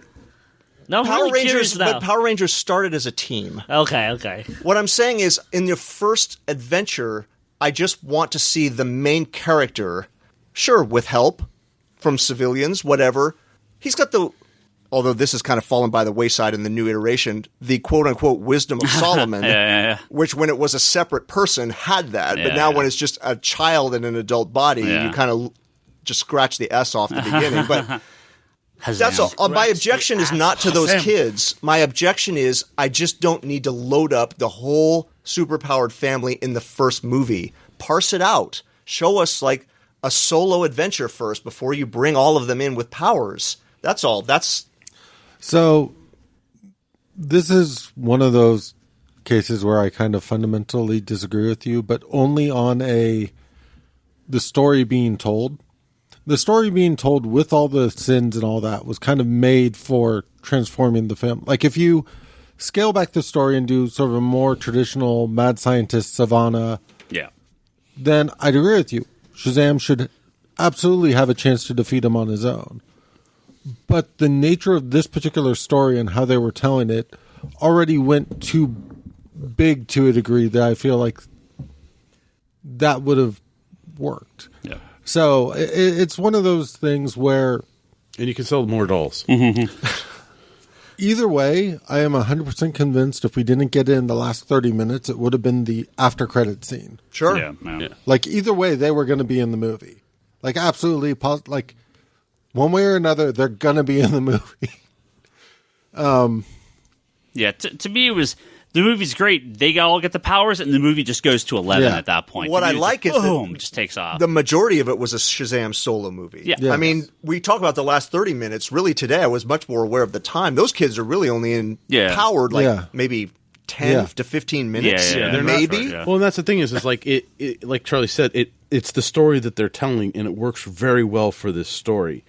And again, you go into a sequel where potentially we have Mr. Mind as a villain, which means that the family's going to get broken up, and you have all of this different... Yes. So it's adding to the story. And Charlie's correct. The way the story is set up, they work. Yeah. I'm just... And we could drop it after this. Yeah, I understand. In the Christopher Reeve movie, the first movie, I don't want to also see Supergirl, Streaky, Comet, etc., etc., etc. Let him shine... But amazing how good that would be. I love those characters. Let him shine on his own first. That's all. I We can move on. Can we go back to the powers? Since we're talking about... No, I'm kidding. Let's talk about Savannah. I really want to know the power division thing. Let's talk about Savannah. So again, very different take on Savannah, but again, the modern take to a degree. We can't have him in the movie. Very different origin for Savannah. Yeah, we can't have him in the movie. What's that? He's already been in the movie. I know. Well, see, here's the great thing. So it's officially making Green Lantern not canon anymore. He can play both Savannah and Sinestro because they don't look anything alike. It's just have them both there. Fine. It's who cares? Fine. You In fucking the Hall cowards. of Doom, like riding up from the swamp. Yeah, fucking but cowards. they have to be at like different ends of the table, so it's easier to. They can't be on the Legion of Doom at the same time. Just have him in a movie as Sinestro and just be like, yeah, whatever. The movie takes place. Sure, it doesn't matter. We recast. Sinestro's Ryan gone. Savannah's replacing him. Yeah, just be like, we recast Hal. It doesn't matter. Or just don't even have Hal in it. As a guy that grew up on Hong Kong movies, I sadly can't fight this theory at all because, Chow Yun-fat, let's kill him off in one movie, and the next movie, it's his twin. Better tomorrow. Yeah, it's his twin that's showing up, so I can't fight I can't fight that analogy at all. But I loved this take of the sins. It was pretty creepy. That boardroom scene. I'm Was like, my 5-year-old intense. daughter buried her head in my and turned around. I was like, I'm sorry, honey. Yeah, that was pretty intense. Yeah, that for me is. Now, is that what you guys didn't like? What boardroom? I liked the That's scene. where it doesn't feel like it belongs. So Toby needs a. What boardroom? Where the scene? monsters, where he goes to his where he goes to his dad corporation. and Where he goes to throws Lionel his Luthor's- brother out the window, and What and then was those wrong monsters- with that scene? so for me, It you was go slightly from this. intense Everything What? else in this movie. for babies. Everything else in this movie felt kind of lighter with Shazam and even with sort of the Billy storyline and that kind of stuff, it never actually got as dark as it does in some of the Shazam John's book. Like it teetered that line of like, we're going to go with this origin, but we're going to lighten it up a little bit. And I really liked all that stuff, but there were a lot of scenes with Savannah where Like the chick just explodes. Yeah. It's like you're like, and it's not necessarily that I think they were bad scenes. It's a completely different tone than the rest of the movie. I'm trying to remember the boardroom scene. So he shows up, he's angry at his daddy, and his brother And he throws his brother out the window. Okay. And the sins kill everyone in the room. Yeah. violently. I mean, Well, one dude gets his head bitten off. Yeah. Or a woman does. I can't remember now. Yeah, and then You've seen it twice. They show what the secretary's outside, and, and then all the bodies just like slam against the window. Yeah. And that's after you already saw the guy get his head bit off, and the brother getting tossed out the window. Toby's like, "What the fuck? Sounds awesome." I don't remember this. It's like, I don't remember this at all. You fell asleep. I don't That's know. a great scene. Yeah, it's a cool scene. Yeah. It just No, you're I kind of shifting remember from first the gear scene. to fourth with nothing in between. I just didn't think it was as violent as you guys all described it. Compared to be. the rest of the movie, it was pretty intense. Yeah, this scene was Really? This guy worked on Saw. He worked on, I think, Annabelle. Yeah. He's one of James Wan's guys. Again, like the scene in Aquaman, they're like, we get our 5-minute scene, our 5-minute horror scene with the trench in Aquaman. It's the same level of intensity where you're like, whoa, this changed very quickly, and this is fucking amazing. Like, I'm telling you, I need a trench movie. I need a trench movie. It's not that it doesn't turn into fucking Friday the 13th. It's just to reset Toby a little bit. I don't we remember need to it do being this. so violent. Ryan doesn't have any problem with this scene, so you don't have to I love take it. The violence in the rest of the movie was like a 2. This was like a 5. Yeah. It just it ratchets up a whole if you couple say levels. so. If you say so. My kids were in there, and they're 5 and 7, and like both of them were kind of like, like. And this is Well, at 5 years old, I got Fist of the North Star, so I think I'm good either way. Either way, I'm not saying that this scene was too intense for children. It just tonally was very different. Yeah. And for good or bad, the thing about how different it was tonally is it didn't have to be. But again, I'm gonna go back to whether it's Goonies or E.T. or fucking Pee-wee's Big Adventure with Large Marge, my least favorite scene in any movie ever. Tend to have Fucking Gremlins. I was scared of Christmas trees. Sure. Well, Gremlins- Raiders. Christmas trees, man. I would not go near them for the longest time because of the one that was hiding in the tree. A lot of these like adventure kind of they're not kids movies, but these adventure movies for kids have some scene like E.T. turning white and fucking all the shit. Like the Goonies have a couple sequences where you're like, whoa, that's never ending story with the swamps of sadness and the horse. It's got the little more intense. Wolf at the end. Okay. Yeah. Never ending story you got me. The other ones in general. No, I like the fucking wolf and the never ending story. Well, but so most of the scenes I remember, like when you go into Goonies and that kind of stuff, kind of had an interesting balance because they were kind of intense, but you also had the kids there kind of counterbalancing them a little bit. Well, you had like a Large Marge freaking out, but then it's like like the kids were a little more animated in their fear than But that being said, it's one of those things where I understand from what you were saying about the previous stuff that the director has worked on. That kind of makes sense to me, primarily because like I think back to some of the Sam Raimi Spider-Man stuff, and I'm like, that's a Sam Raimi just being Sam Raimi scene, and that makes sense. Oh, I just Spider-Man 2. Oh yeah, with the Doc Ock with the with the with the chainsaws and everything. You're like, whoa, this is Evil Dead out of nowhere. Awesome. Yeah. You know another scene that struck me today that I would not put it on the level of the boardroom, but just kind of a WTF scene is when we meet those two bullies. The street bullies? Oh, Well, they're the funniest. They're outside the school, and these guys just drive up on the sidewalk and run into Freddy, and then get out and start beating up the handicapped kid, and everyone else is just like, there's no adults, They're there's no fucking teachers. cartoon characters, and I love it. And like, nobody seems to have any problem with this. So Leanne's complaint was she thought the movie was like super cheesy at points, and I'm like, I mean, that's kind of intentional, right? Yeah. It is, to me, it's supposed to feel not only like those 80s movies, but also the original Captain Marvel was just like super big red cheese. Yes, he's called the Big Red Cheese for a reason. And again, Does he smell good? saccharin's not the word I want to use, but there is just like this black and white purity to those original books, and that the punk kids play into that like just this cartoon. Well, it's the villain bad guy. It's the punk kids from Christmas Story.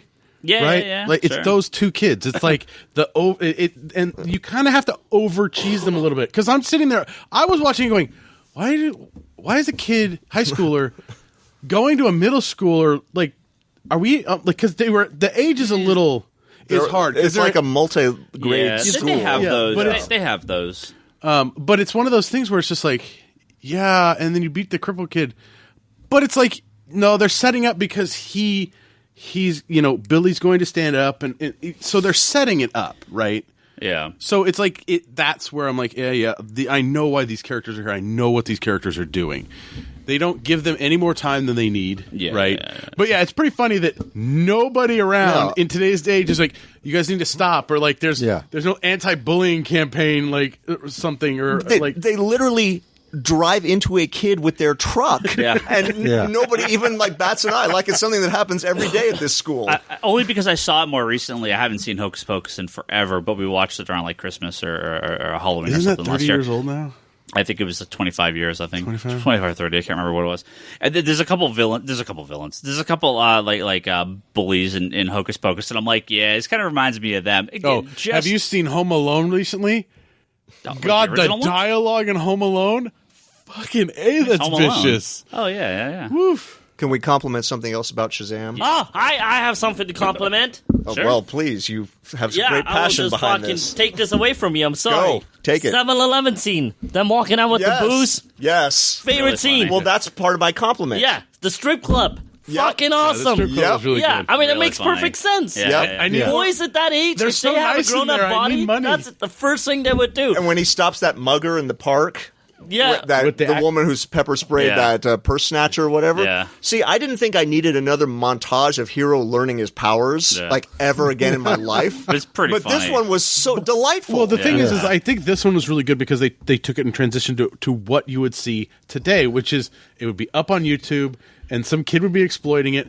They didn't use Snapchat COD. If they used Snapchat, I would have been like, this movie's done. I have no idea what you were just talking about, but I really liked them coming out of the fucking 7-Eleven like the second time with all the goodies, what they were used to. Like, let's get the beer and fuck the beer, and we're going to get all the sodas. And I also liked them talking about to the girls, like, hey, I'm your age. What's up? You want to hang out later? I'm your age. No, I like it when he takes a swig of the beer and he's like, and he spits it out. That was really funny. I still do not like Shazam having Electro's powers. Yeah. I just don't like that addition to the mythos. Lightning. Yeah, thanks. Oh, is that the connection? Oh, now it makes sense. I love it now. Huge lightning bolt on his chest, man. Well, I understand. Oh, is that what that is? It's just it's not a French different fry. to me, because I remember watching, because I mean the whole idea of him transforming was always like the lightning comes down, and I remember there were at least stories I do like that the I've one watched where he jumps off the where building. Yeah. he's used that lightning as a weapon. Yeah. So this is just sort of slightly different. I just wish there was more scenes like the strip club and the fucking beer and all that stuff. That being said, more big scenes. Part of the reason why the fact that we have to call him Shazam now bothers me, because I feel like he can never introduce himself. Oh, if he ever introduced himself, he just changes right back. Well, in the comics, saying Shazam has to, even if he's just barely able to get it out in a whisper, it has to have like intent. It has to have meaning. It has to have an exclamation. But it used to just be if he said it. Yeah, in the movie, it appears that if he just says it, he changes, right? So, So you're telling me Spider-Man could beat Shazam? If he changes it back into Billy? Well, he would just like fucking spider web his mouth and he'd be done for.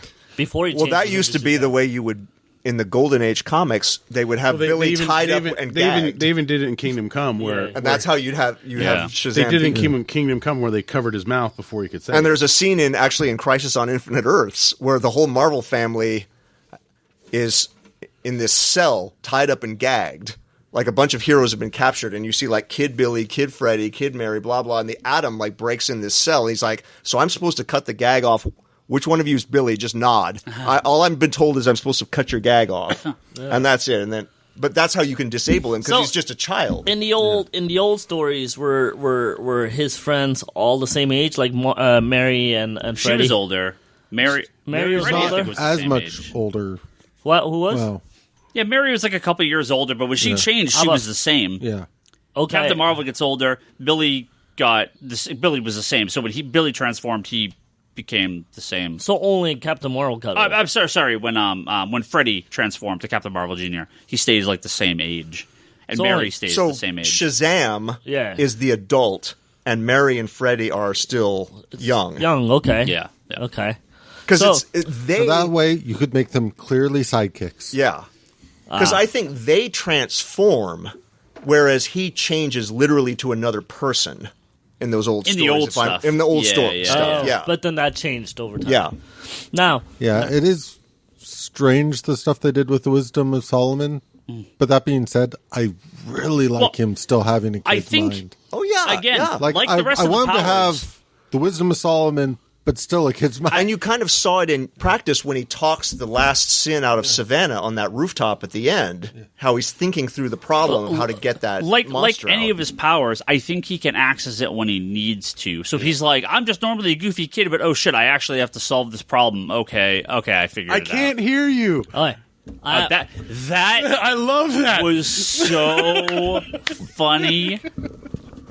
I laughed really hard at that scene. I really did. That was such a like.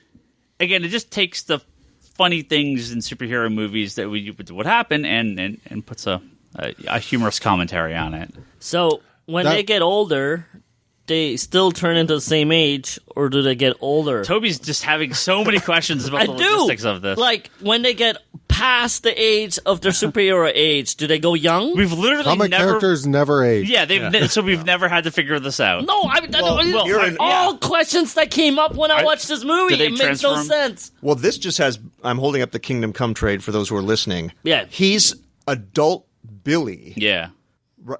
he's So an adult, he yeah. has grown. He is the same age as Shazam. Yeah. As Billy Okay, in this book. okay. Yeah. But how about when he passes that age? Will he We've just never be- gotten to that, though. I know. Does he become just So- the older Shazam, If you or go does with he go younger? if you go with old school stuff, especially if you factor in Black Adam, Yes. he goes We're back curious about to The Rock. the Yeah. Yeah. So- age of the Right, hero. because Black Adam is like 5,000 years old. Yeah. Black right? Adam doesn't Okay. change back because if he did, he dies. Yeah, he'd be an old man if he ever said the word and changed back. Ah, So I you like just that. stay as Shazam. I like that. I like that. Toby, Bring it on. do you know we saw Black Adam in this movie? Yeah, you told me, but I didn't fucking see him. You keep Sort of. telling me this, This shit. was a difficult I did not see conversation The in the Rock lobby. in this yeah. movie. Yeah. You did not see. You did the not Rock. see The I Rock in want this to see movie. The Rock in this movie. I saw his name in the movie. So the wizard tells Shazam, I had this former hero, I had this former The champion. former champion. It didn't quite work out. yeah. That's Black Adam. Yeah, the little. He when had he's like a doing little the animation. little animation fire thing. Yeah. That's Black Adam. Yeah. And he's saying this guy destroyed civilizations, and you see a hooded figure like shooting lightning. Okay. That's Black Adam. That's Did they use The Rock for that too? I don't No, it was just animated. It's damn just a it. Yeah, little it was flame. just- Like you would need to CGI. read. I mean, Black Adam. You should read Tomasi's Black Adam. I'm worried the I more hope they bring that Shazam back I to read print. or more Captain Marvel I read, the more questions I have that none of you fuckers can answer me. We've answered everything. So- No, you still didn't answer completely the power thing. So I did watch the video that The Rock put out about Shazam after like the big box office Yeah, I'm and stuff curious. because he is the producer on it, and Yeah. he talked about how when he first signed on for the project, it was going to be like a Shazam Black Adam story, but he felt like to do the story right, to be able to cover the origins and stuff, it couldn't be in one movie. Like you couldn't do a Black Adam origin and a Shazam origin in the same movie. So we might And get him in the second or third one he says they're filming a Black Adam movie Next year. next he said. year. on its own. That's what it sounds on its like. own. Interesting. So he would probably come back in the Shazam story if they did a third movie. A third one, all right. Well, if they're doing a Black Adam movie, he can be in Shazam 2 or Shazam. Yeah, well, Depending on how 2 they will wanna be do it. Mr. Mind, and then 3 would be Yeah. Black Adam, right? I mean, that, All right. that would be well, one last question for the whole house. I don't know if we're gonna Is have one last question. Shazam Captain Marvel gonna be their answer to Deadpool? well, not quite the same No. comedy. No. Yeah, but Style, don't but- you see? I could see him popping up in random movies and at the end be kind of the comedy relief and the end credit scenes and stuff. No. Really? I don't think. DC, at this point, I don't think they have any intention for any of their characters to cross over or do anything like that. Not at Shut this your point. mouth. I did notice a couple things this screening. First, two little. Superman one is awesome. Oh, let's talk about that's that. one of them. The school security guard when he turns in to pretend to be their dad. Yeah. To get them out of the hall pass. The security guard has a name tag, Moran, and they call him Moron as a joke. Yeah. But Michael Moran is the human alter ego of Miracle Man. Right. Speaking of these characters. That's right. Oh, that's right. And then at the end, with the Superman coming in the cafeteria, I think Ryan's giggling the first time through drowned out the John Williams cue. Oh. But I didn't hear until today. Yeah. It's only for like 5 seconds when he's first walking No, I heard it. in. Okay, I didn't hear it. Okay. I love that scene. Yeah. I love. Not only do I love that it, fucking scene. I'm glad it wasn't Henry Cavill. Why? I actually think it works way better. Cut off. Yeah, you don't. I also read something about that. Why? Yeah, Why? You tell, Charlie. So the reason he didn't make a cameo in this movie was because they had a limited amount of time they could film in the high school. Yeah. So was it actually him? Well, no. That would have been funny if it was actually him and just didn't show his face. It's not that he said he wouldn't do it. He just could not actually do it because of the scheduling. Yeah, sure. Because that was literally in a high school during like the summer break and whatnot to film. Yeah, sure. Yeah.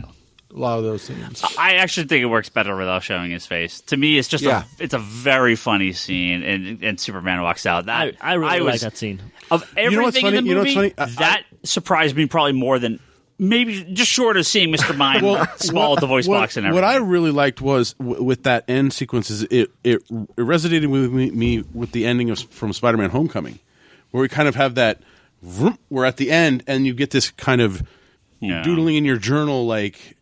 In credits, like I really thought the end credit stuff. Yeah, I thought that I liked. That end credit scene was really fun. Yeah, and it's like Billy's on his own adventures, and he's going to prom with Wonder Woman. It's like it adds its own little story to it. Yeah, and I think that I want to rewatch the movie, but I probably won't be able to do it. What did you just say about Wonder Woman? The end credit scene, the drawings at the end. Oh, what about it? The Wonder Woman's in there. And what was happening? They were going to prom. They were going to prom. In the Batmobile. Because he went and stole the Batmobile from Batman. Batman's like being dragged behind the Batmobile. I would have liked seeing all of that. That would have been awesome. You did see it. No, but in real life. Well, not in real life, but in movie real life. No, that would have been a scene. Young Billy showing up to prom with like full on Wonder Woman. That would have been a scene. Yeah, it was very, very fun. I love that end scene. It was super funny. So, Ryan, is this you said this is an A. Is this your best DC movie? At this point, yes. Really? It beats Dark Knight? No, the DC universe Is this stuff. your best DC movie? No. Counting, Man of Steel to now. The DC. So stuff like Joker, I won't put in the same listing because it's not part of the same universe. But Birds of Prey would be, and Wonder Woman 2. And Charlie, where would you rank this? Man of Steel to now. This would be top for me too. Really? Yeah. I mean, they all have their flaws, though. Every complaint that I have for this movie was not a fundamental flaw. Yeah. And I felt like, in general, there's other... As much as the flaws did not detract from my ability to enjoy those movies... They all had fundamental flaws. Yeah. Brock? I mean, again, I think a lot of the DC movies, especially the Zack Snyder ones, just suffered from like limited vision. Or too much vision. That's true, too. I think for me, it's a toss-up because Wonder Woman was so impactful, but there are things I don't like about the movie or I didn't care for. Aquaman did such a really good job of giving us more of Jason Momoa as Aquaman, and I liked him better in Aquaman than I did in Justice League. Shazam is just a fun, family-oriented movie that it's not on the same level as Wonder Woman and Aquaman because it doesn't resonate the same. It's hard to say which one's the top for me on those three. Is it up there? Oh yes. I mean, it's definitely better than Man of Steel and BVS. Kevin? I had a great time watching it. Candidly, I think hormones play a large part in this, but I'm still going to go with Wonder Woman as number one. Just. Oh, I love Wonder Woman. Oh yeah, the villain is terrible. I'll grant you that. Sort of the one yes. big Yeah, yeah. All they had to do was black out the thing. I know, with the red but eyes. they didn't. Like They that's didn't. it. That would have been the You fix. could make that statement about all of the DC movies. All they had to do was, and Well, the as list I might said, be one that's- item or 10. That's all of them had something. All they had to do to fix this fundamental flaw was this was just like I didn't necessarily agree with some of the tonal shifts, but it's also not really a factor. Like it's just I probably would have done that slightly differently. I don't know. I mean, it's characters. I honestly don't know. I look. Aquaman to me was a fun adventure movie. Maybe a lot of fluff, not a whole lot in there, but it was a fun movie, and I enjoyed it a lot. But I think Wonder Woman might still be my top one. I really still do like Man of Steel to this day. Yeah. Even with some issues with it, but for different. So to me, they're almost in different categories at this point. Like, I can't compare Captain Marvel to or Shazam to Man of Steel because I feel like they're fundamentally just different movies. That's what I was saying earlier. The Snyder stuff feels like it's separate from these. Yeah, in its own way. Just their look. Yeah. First of all, I personally kind of hate this game where we compare all the movies and the thing. But you don't have to. Yeah, but I just always never liked it. But I was just asking, would you put this at the top? I honestly don't know. They're just different to me, and I think Wonder Woman's still the top. I almost want to say Man of Steel is maybe still my second, and this may be my third because I can't stand BVS and Suicide Squad. Where's Aquaman? That's tough too. Maybe fourth, I guess. I don't know. Like, so you like Shazam more than you like Aquaman? Well, I don't know. Lists are just hard for you. Yeah, I don't know. No, it's not that. It's like, look, as a movie, maybe it was better, but as an enjoyment factor, I probably liked Aquaman better.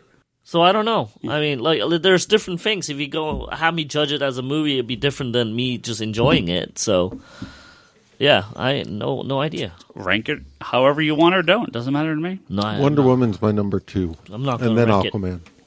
Made up my mind. I'm not going to rank them. I like them for and then no Justice reasons. League. Shazam's 1, Aquaman or Wonder's 2, Aquaman's 3. And then Justice League. Well, Shazam debuted with $53 million in America, which, I mean, it was not great for a superhero movie, but it's great for the budget it had. But great for a budget. It was under $100 million, which is very small for a big superhero film. I think it was at 158 over the weekend. It's at 160 something now, 162 as of today, as of this recording.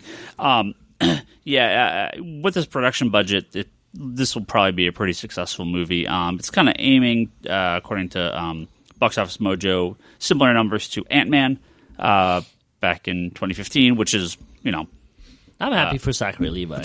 Which was a very profitable movie. I've been wanting a movie like this.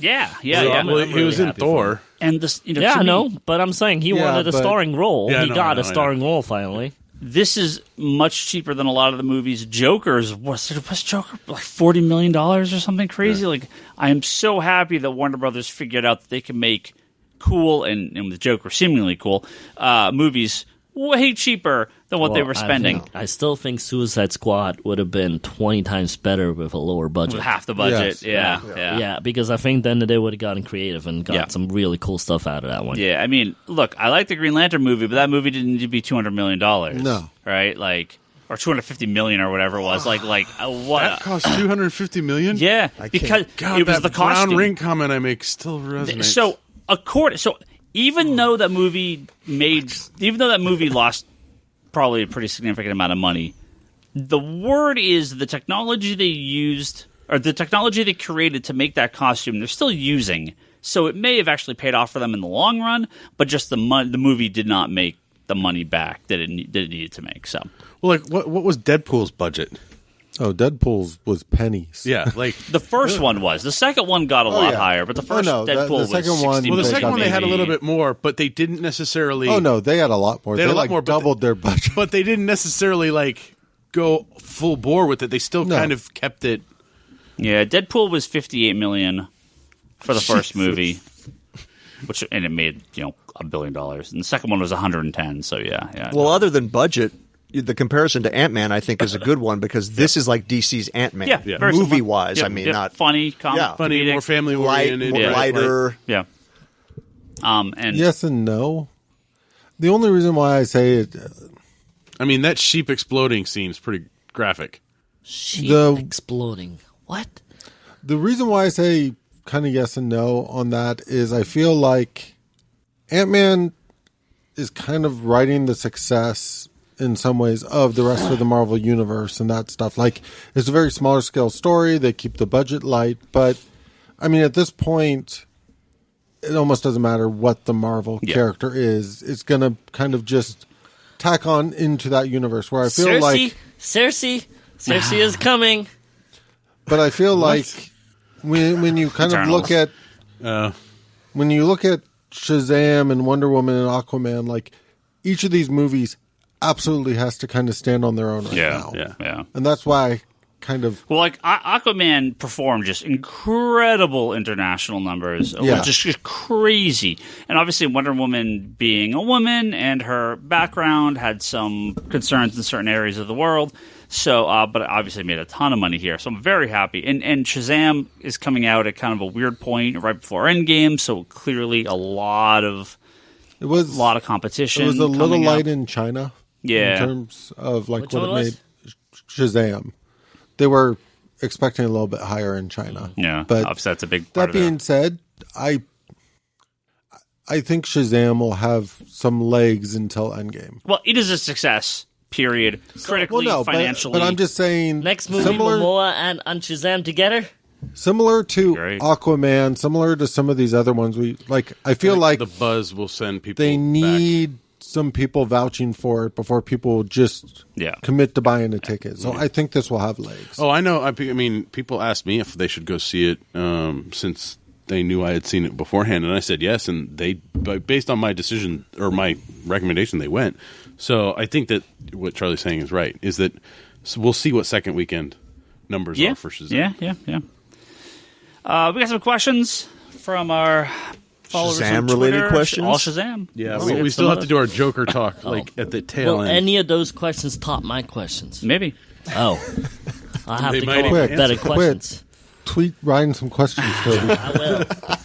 Ryan, let me ask you about the power division. Why is the wizard in this cave? Who was sitting Why on those is the other wizard thrones? in both Captain Marvel movies? It makes no sense. It's from Indigator. He says, good service at my theater. No screaming kids. Chairs were comfy. Oh, thank you. Thank you, you Craig. should just move there then. He says the movie was great.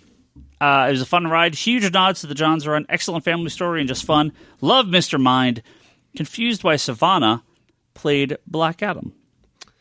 Which is not... Clapping for you, Craig. That's not I mean, he does have elements of the Johns, especially the John's Black Adam story. I smell another night at Comic-Con where Craig and Kevin get drunk together. And I think this year, Shazam is going to be a topic. I think that... You guys got really good shit wasted. You were right there. Don't even be saying it like you were watching from a distance. Oh, I was very much watching it, enjoying it. Why didn't you record this? I think I called Ryan at that point and told him about it. Yeah, that was the... Oh, is that it? That was the night. You did call him. Yes. But I think with the... I got the Savannah I like at the beginning and the end of this movie. Yeah. And in the middle is the Black Adam Savannah. Yeah. I just think it's a huge mistake if they put Black Adam in as the villain in the second Shazam, because then you've got back-to-back movies where he's slugging it out with another super powerful... That'll be Mr. Mind. Ryan Hess says, does it bug you that Mary Marvel basically did nothing? And we talked about that a little bit. I mean, she was there. She was fighting in the background. But, where was her scene? Also, she's gonna, they're saving something for the extended edition when it comes out. On what if Mr. Mind? What if Mr. Mind corrupts her and she becomes the black one? No. Also, that Junior doesn't stay small when Shazammed, and again, we were talking about that too. But again, it's the new comic. It doesn't bother me. That's fine. I'm okay with it. I love the movie, but those are my only problems and nitpicks. So there you go. Our Cope says, nothing for the podcast. I just want to tell you guys what an awesome job you're all doing. Keep it up. Well, thank you. Thank you. We will. Verum Libertas says, not a question, but for me, this is now the number one DCEU movie. So there we go. I changed his mind on Iron Man 3. Oh, did you? Uh-huh. Corrupted someone else. I know. Cisco it's only a matter of says... time, Kevin. I will wear you down. Cisco, I mean, we didn't actually talk about Kevin's this. got Craig in his side, too. But I know Toby, I think, had some comments about this. Cisco says, is it too early to nominate Marilyn Batson for Villain of the Year? Fuck her. That's Billy's mom. And yeah, what a bitch. Jesus. I love that scene, though. Yeah. I mean, well, look, it's soul-crushing. I really think that, I don't know, it was a nice setup. And Yeah. I was next to the beer, 7-Eleven, and the strip club. I thought that was like the best scene in the movie. Well, it's a good closing of that chapter Yeah. for him Yeah. to then come to his real family now, right? Like, he's had this whole hope. I want to find my parents. I'm going to find my mom. And he finds her. She's like, That's the slap in the face. It's one of those, like, saying, like, don't meet your heroes. Yeah, like, yeah, it's yeah. kind of like he had this fantasy in his head and it didn't work out that way. But I thought that was a nice, realistic take on that. Yeah. So I thought that was really well done. Yeah. He says, I assume Sandberg will default to Jeff Johns, with regards to the kids' superhero family names. Any guess on what that will be? Because superhero Freddy, quote unquote, sucks. I don't know. And I actually... Wait, does Shazam have a superhero name in the comics? No. He's just a dude. Yeah. They just call him Billy. I'm gonna call him red dude, blue dude, purple dude. I'm like weirdly okay with it. Just like, they're just kids. Like, yeah, but the come up with a name normals don't eventually. know that they're kids. Yeah. The newspapers don't know that they're kids. I think it'd be a great running joke if they just keep like trying to give themselves names throughout every single movie, and we just get like new versions of Thundercrack and Sparkle Fingers, but we get it for the like press the eventually entire. has to give them something. Yeah. No, The Marvel family. I like the idea of them messing around with names just for the merchandising. Just for the merchandise. Every is that action version? figure. Thundercrack. Mom, I want Thundercrack, please. Well, I think that they could call them all something Marvel, just shy of Captain But Marvel. Marvel is not a name said in the context of the movie. Right. Billy So Marvel. there'd be no reason.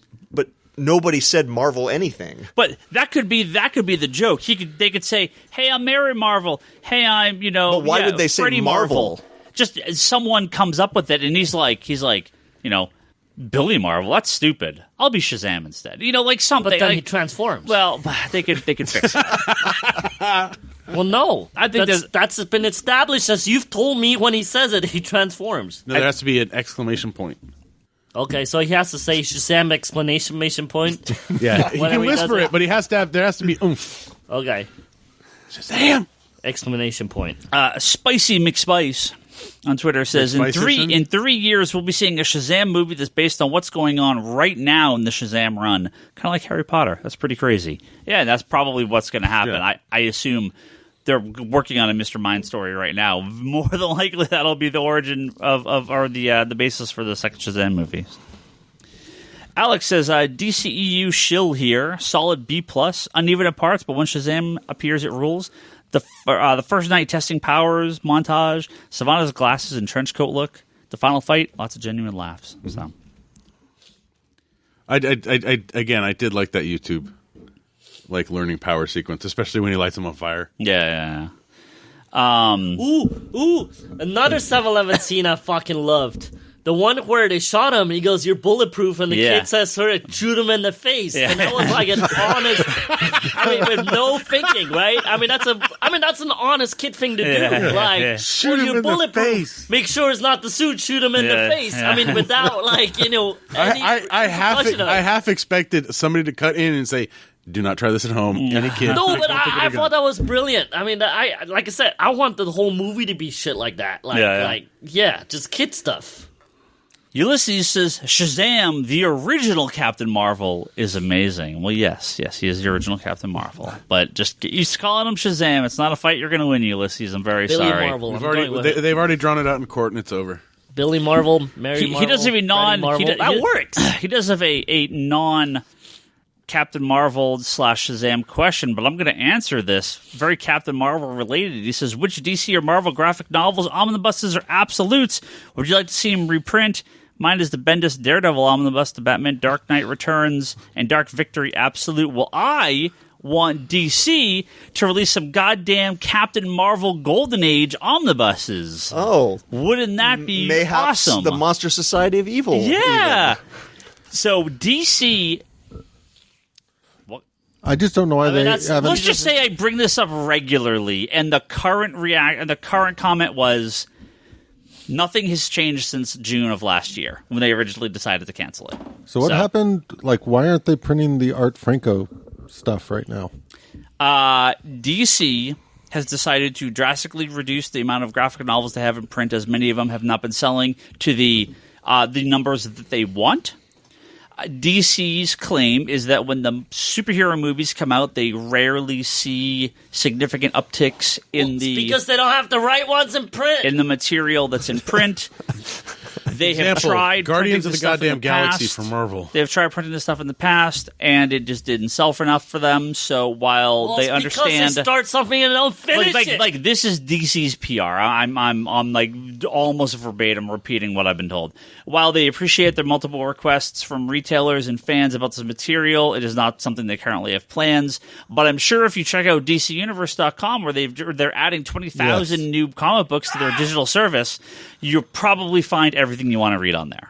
Do you think you would find the Monster Society of Evil on there? No. In a nice omnibus collection. So when they say that nothing has changed since last June when the decision was made, my question would be, what changed between May and June of last year? People looked at it and went, "Oh, that's some racist shit in this. Cut it. Let's open it for literally the first time on the eve of its publication." Yeah. What? Shocking. There's racist stereotypes in 1940s comics? Well, and I brought this up, and I said, you guys know you published the Superman, Batman, and Wonder Woman Golden Age collections, right? There's some questionable shit in there, too. The one where Wonder Woman gets tied up every issue? Yeah, and they were like, yes, we know that. And that was the answer. Bondage is okay. Racism. I know we're deep in the evening here, so I'm going to just sidestep this topic. Oh, Brock, there is full racism in those early Batman and Superman stuff from all sorts of, not just covers. Like there's I mean, if you're familiar with Super Dickery, lots of. What did you just say? Super Dickery. Does that mean what I think it means? It was a great early Web 1.0 website that took all these crazy Golden Age Superman covers, and we're like, man, Superman's actually a giant dick. And a lot of them, I mean, there's That's tons not explaining the original artwork that you have on the... Yes, there's tons of very racist early Superman covers centered around World War II in Japan, mostly. But I would kill for some Shazam Golden Age. Well, they did the archive. Yeah. So you can get it there. Why do you need an omnibus? I have the archive. But why do you need an omnibus? You have it there. Yes, you're right. I want the omnibus. I want the big double slipcase hardcover Monster Society of Evil that they solicited, canceled, solicited again a few years later, canceled. Like, what? I'm not proud of saying this, Brock. I have a pirated PDF of the Monster Society of Evil at home on my computer. I would happily shell out $100 for a real copy. Yep. If you give me a real legal copy, you have my money. Yep. Until you do, I'll settle for other methods. Yep. This is an ongoing conversation, by the way. I hope to have updates soon at some point that I can talk about. While we're at it, can we talk about this WonderCon news on 20,000 comics on DCU? Yeah, sure, of course. I'm not good with numbers. How much is 20,000 comics? And don't say 20,000. I mean, like, is that like a third of their history? Is that half? Is that from what I understand? They're putting up their digital library. Yeah. Well, what does that mean as a whole of DC history? Is it 200 or 250? Everything that they've done digitally, they're supposed to be putting up, short of like the last. So year's it's only worth the of modern comics, stuff? No, it's pretty much Silver Age, Golden Age. But 20,000 comics. Hey, yeah, hold on. I'm trying to get you something so you can visualize. Well, not everything has been done digitally. Is it 200? I'm gonna give you the worst spitball numbers of all time. The what? I'm gonna average since the 1930s, DC has released 12 comics a month, right? Sorry, 12 comics a week. That is not accurate, right? That is not accurate in any way, shape, or form. Can you do this in like a visual graph as opposed to giving numbers? Currently, DC releases more. Yeah. From the 80s and on, 80s and before, DC released less. Yeah. But they are systematically releasing more and more comics. Yeah. So let's just real average that they've released 12 comics a year. 12 comics a month. A week. 12 comics a week. Let's try this again. Which is For 48 comics a month. For 80 years. That is roughly 50,000 comics. Oh, well, it's like nothing 20,000, and why is that a big number? Half of their published content will be on here. Roughly half of their published content. But that's also stuff that's been digitized. And I was going to say, most of the main stuff, like lots of classic Batman, lots of classic Superman, lots of classic Teen Titans, there is so much that will never be on here because it's like it's just a waste to even digitize this stuff. You think about how many bullshit. Are you calling my Chuck Dixon Birds of Prey? No. So no. your Chuck Dixon Birds of Prey will probably be on there. That is the top. That is the top 10% of what DC has ever published. Right? Okay. Oh God, look at Marvel.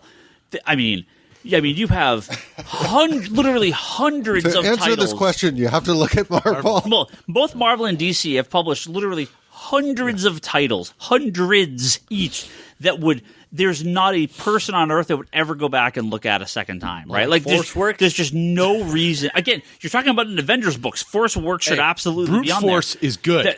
Okay, now you're getting closer, right? There are so many books that these companies have made and published that wouldn't. There's just like it's just Fool killer. Never happen Think again, about right? how many characters they've tried to create a book like.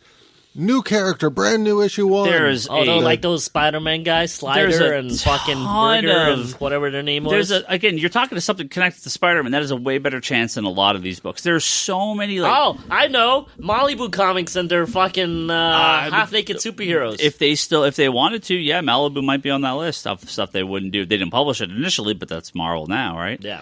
If you look at DC, there's so many like weird stuff in the 50s and 60s that I just don't think, if it's not already available because of their archives. No, I'm just curious if I were like, fucking, I want to read that story. I just go on my DCU app now. Can I read that? A lot of it now? Well, not yet. Could I log in and say, you know what? I really want to read Jack Kirby's Dingbats of Danger Street.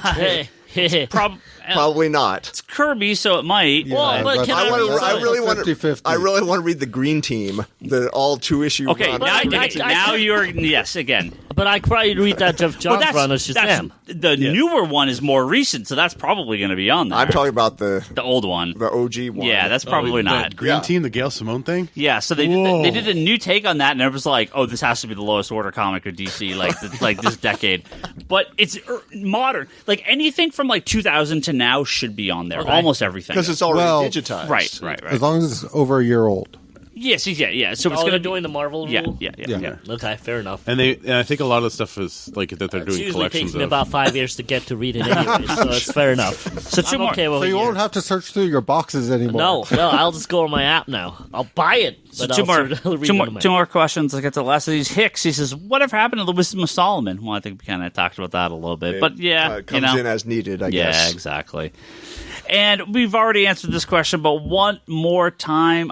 Why wouldn't I want to talk about this again? He says, this is from Colin. He says, please tell me you're going to explain that fucking caterpillar in the credit sequence. Colin, I hope our explanation was sufficient.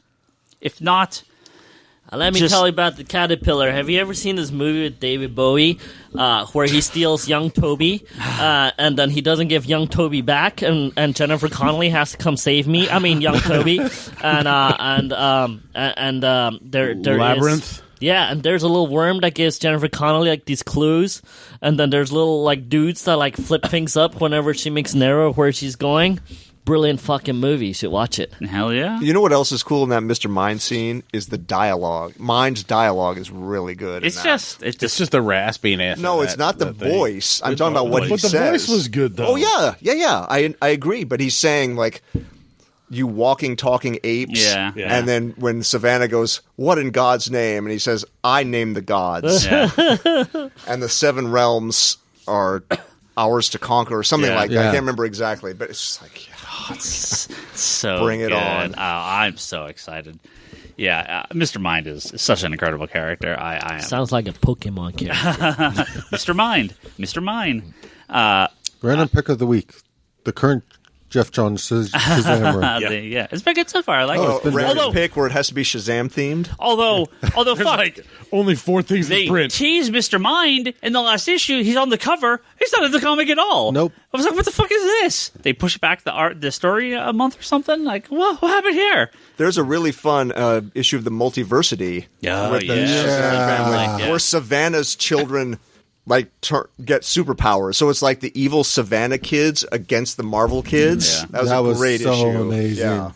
That's Shazam 4, I'm the actually movie. curious about that. I want to read that. It's really good. Well, I find Yeah. that on my DC app. Multiversity Yes. should be on there. Yep. Yeah. You can also go on the Comic Con series you bought Biz and buy it digitally, I think. I need Yes. Toby to read Multiversity Why? and let me know what he thinks about it. That has to be just a Patreon episode. Why is everybody we need to laughing? be recording him reading it. Why is everybody laughing? I don't I understand. spent something like It's 8 hours Morrison? talking Oh, with people on fucking Twitter Morrison. about the Charlton Watchmen issue of just like how you can read that issue backwards. Oh, the Pax Yeah. Romano one? Yeah. Yeah. That issue is one of the most intense things I've ever read, and I Wait, are you telling me I'm going to have to read this fucking comic book and then read it backwards and it'll No, make more that's, sense? That's one issue. that's one issue. you can. You don't Yeah. have to, but you can. yeah, it's Is this some weird Twin Peaks shit where they fucking filmed it backwards and then you're like loving it? Sure, it's Morrison. great. It's All of the Multiversity issues stand alone as stories, but if you read them all together, they make one big story. Yeah. But you could just read the Captain Marvel one and not read any of the rest. yeah. But you should read the one with Hitler. Oh, That's the yeah, Jim Lee yeah, art. yeah. Yeah. Wait, I think half that issue. Isn't he on the toilet? phone? Yeah. And then someone punches him in the face? Probably. I think so. I have Yeah. that All I issue. remember is he's on the can. Yeah, and then he gets punched in the face. Yeah. I think That's a fabulous hardcover. that might have been the boys, but one or the other. I love. Can we Mr. Mind. Can we believe that the boys are coming to TV? I don't even know how that's legal. Yeah, that's going to We be passed the runtime of the movie. No, This We have episode. to keep talking about the boys. close. Okay. Just well, checking. we still have to put it. We still have to give our little Joker talk. Well, not, I mean, we talk about that next Hey, week. look, there was a trailer. Yeah, it's fucking amazing. But yeah, we'll talk about that next week. We're gonna spend a little more time on Uh-oh. it. Toby, you want to talk Toby's about Joker? shaking no. No. You don't want to talk about it, or No, it's not amazing. oh, it's the greatest thing ever. Amazing. No. Is it crazy white people stuff that you don't understand? No. I cannot feel bad for a full-grown man being bullied. Like, I don't understand this shit. Okay, if he was a kid, I'm all for it to fucking start his mind and be fucking weird and start killing things and people and stuff. That's fine. But a full-grown man getting bullied, I'm sorry, I don't feel bad for you. Unless he's mentally challenged, then I feel think for him. that's he's You definitely think he's mentally challenged? But if he's mentally challenged, then how does he become the genius that is Joker? Then don't tell me the Joker never has a plan because the Joker's a smart motherfucker. Alright? So therefore, I do not understand this motherfucking movie. Look at, like a have a beautiful quick- mind. I'm telling you, it doesn't make any I have a quick sense. question, Toby. Do you like Back to the Future? I love Back to the Future. That's Just not checking. my point. Okay? Fucking this Joker thing makes no sense. And I look, a grown man getting beat up. Have the you dude seen- shit that he have you needs seen to grow some Falling- cojones? Have you seen Falling Down? Holy shit! Falling Down sounds like an alien movie with aliens coming in. No. Okay. Oh wait! Is this about the movie where it gets too hot and this dude gets out of his car and loses his That's shit? it. Yeah. Yes. Yeah, what you know about Breaking about that Bad, movie. right? Or Breaking Bad, right? I mean, these are similar ideas of this person that's just pushed to their breaking point and they just fucking lose it. I think the Joker is far deeper than that. I think the Joker is a lifetime of crazy shit that becomes the Joker. Well, I'm sure. I can't believe that the Joker is a grown adult and shit happens and then he becomes the Joker. I'm just not buying it. This take of the Joker Look, looks incredible. look, the movie, the trailer alone, if it's not the Joker, not a thing. I have no issue with it, right? Yeah. The fact it's the Joker, to me, the Joker is a lifetime of crazy shit that becomes the Joker. So that's why I'm not buying this. Well, what about? I mean, have you read Killing Joke? Have you read the not origin of Joker and Alan Moore? Basically, he was this kind of sad sap guy, tried to do some stand up comedy, sucked, failed.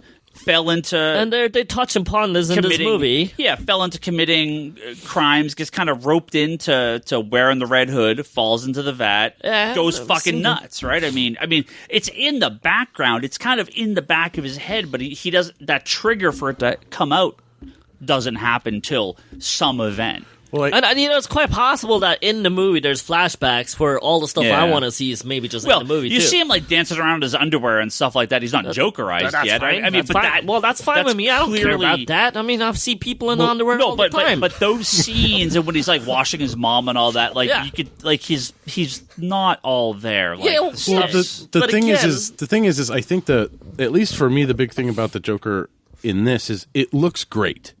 It feels great. I like that they're doing it in a different era. Yeah. But to me, it's if this is going to be the know all tell all Joker but it's not. origin. It's not. But let me finish. If they're going to spin it like that, that's where they're going to lose people.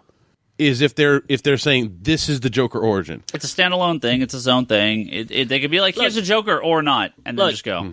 Truth be told.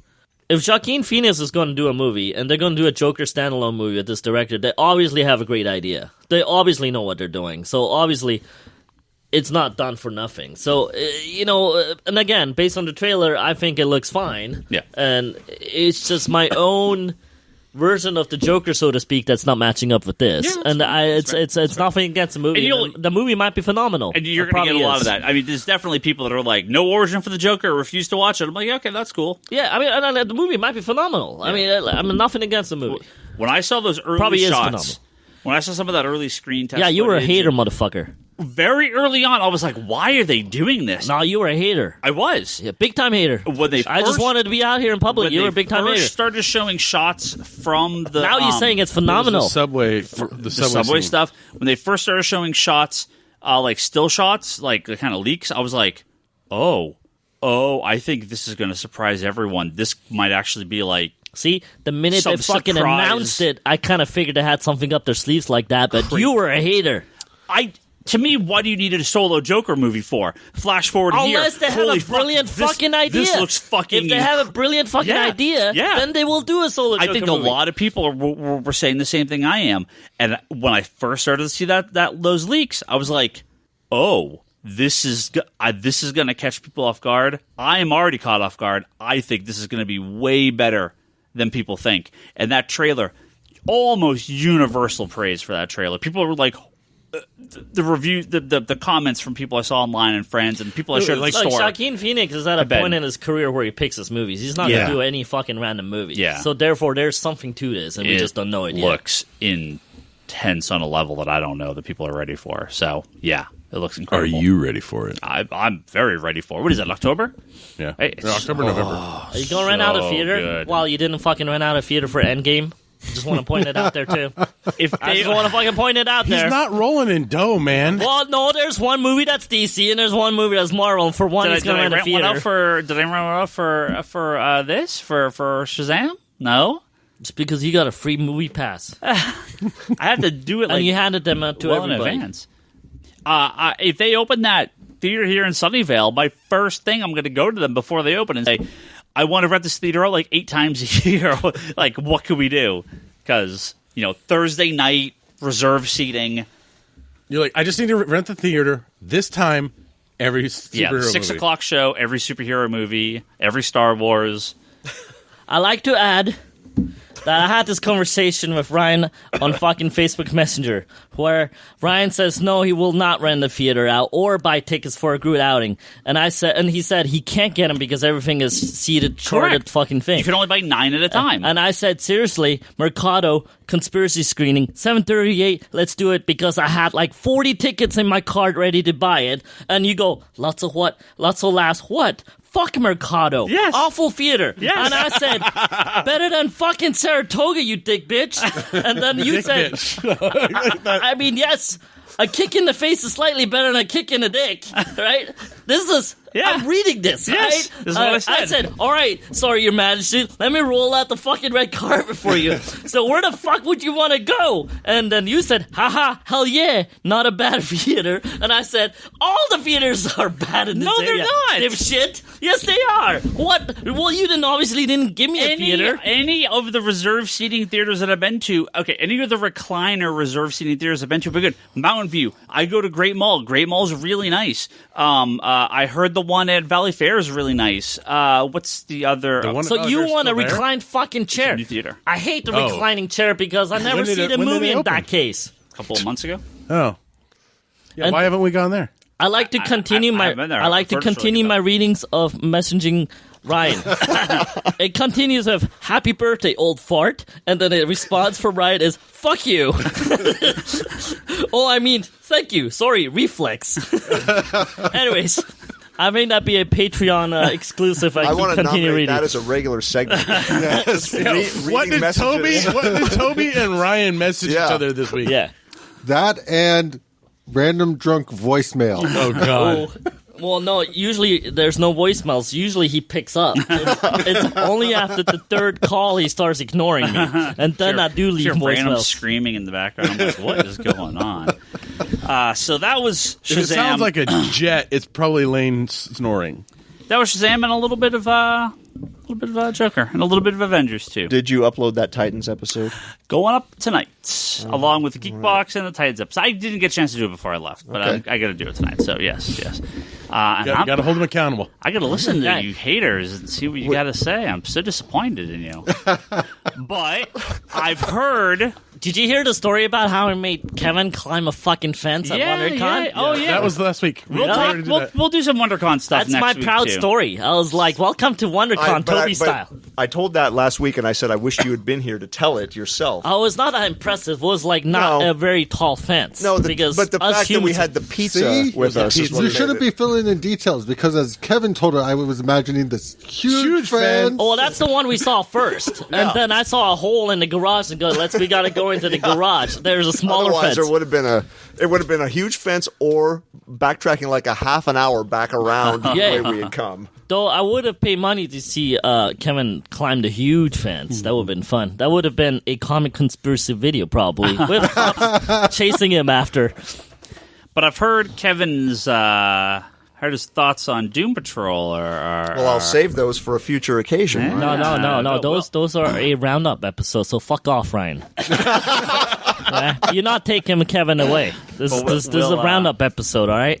I guess we'll have to talk about Doom Patrol later. Fuck off. You could join me on my podcast. We will not be participating in your podcast on that one. I'm a couple episodes back, but Doom Patrol's been goddamn amazing. So we'll talk about that. I guess I'm exclusive. I'm sorry, I can't speak of it. That's all right. Yeah, he signed a contract.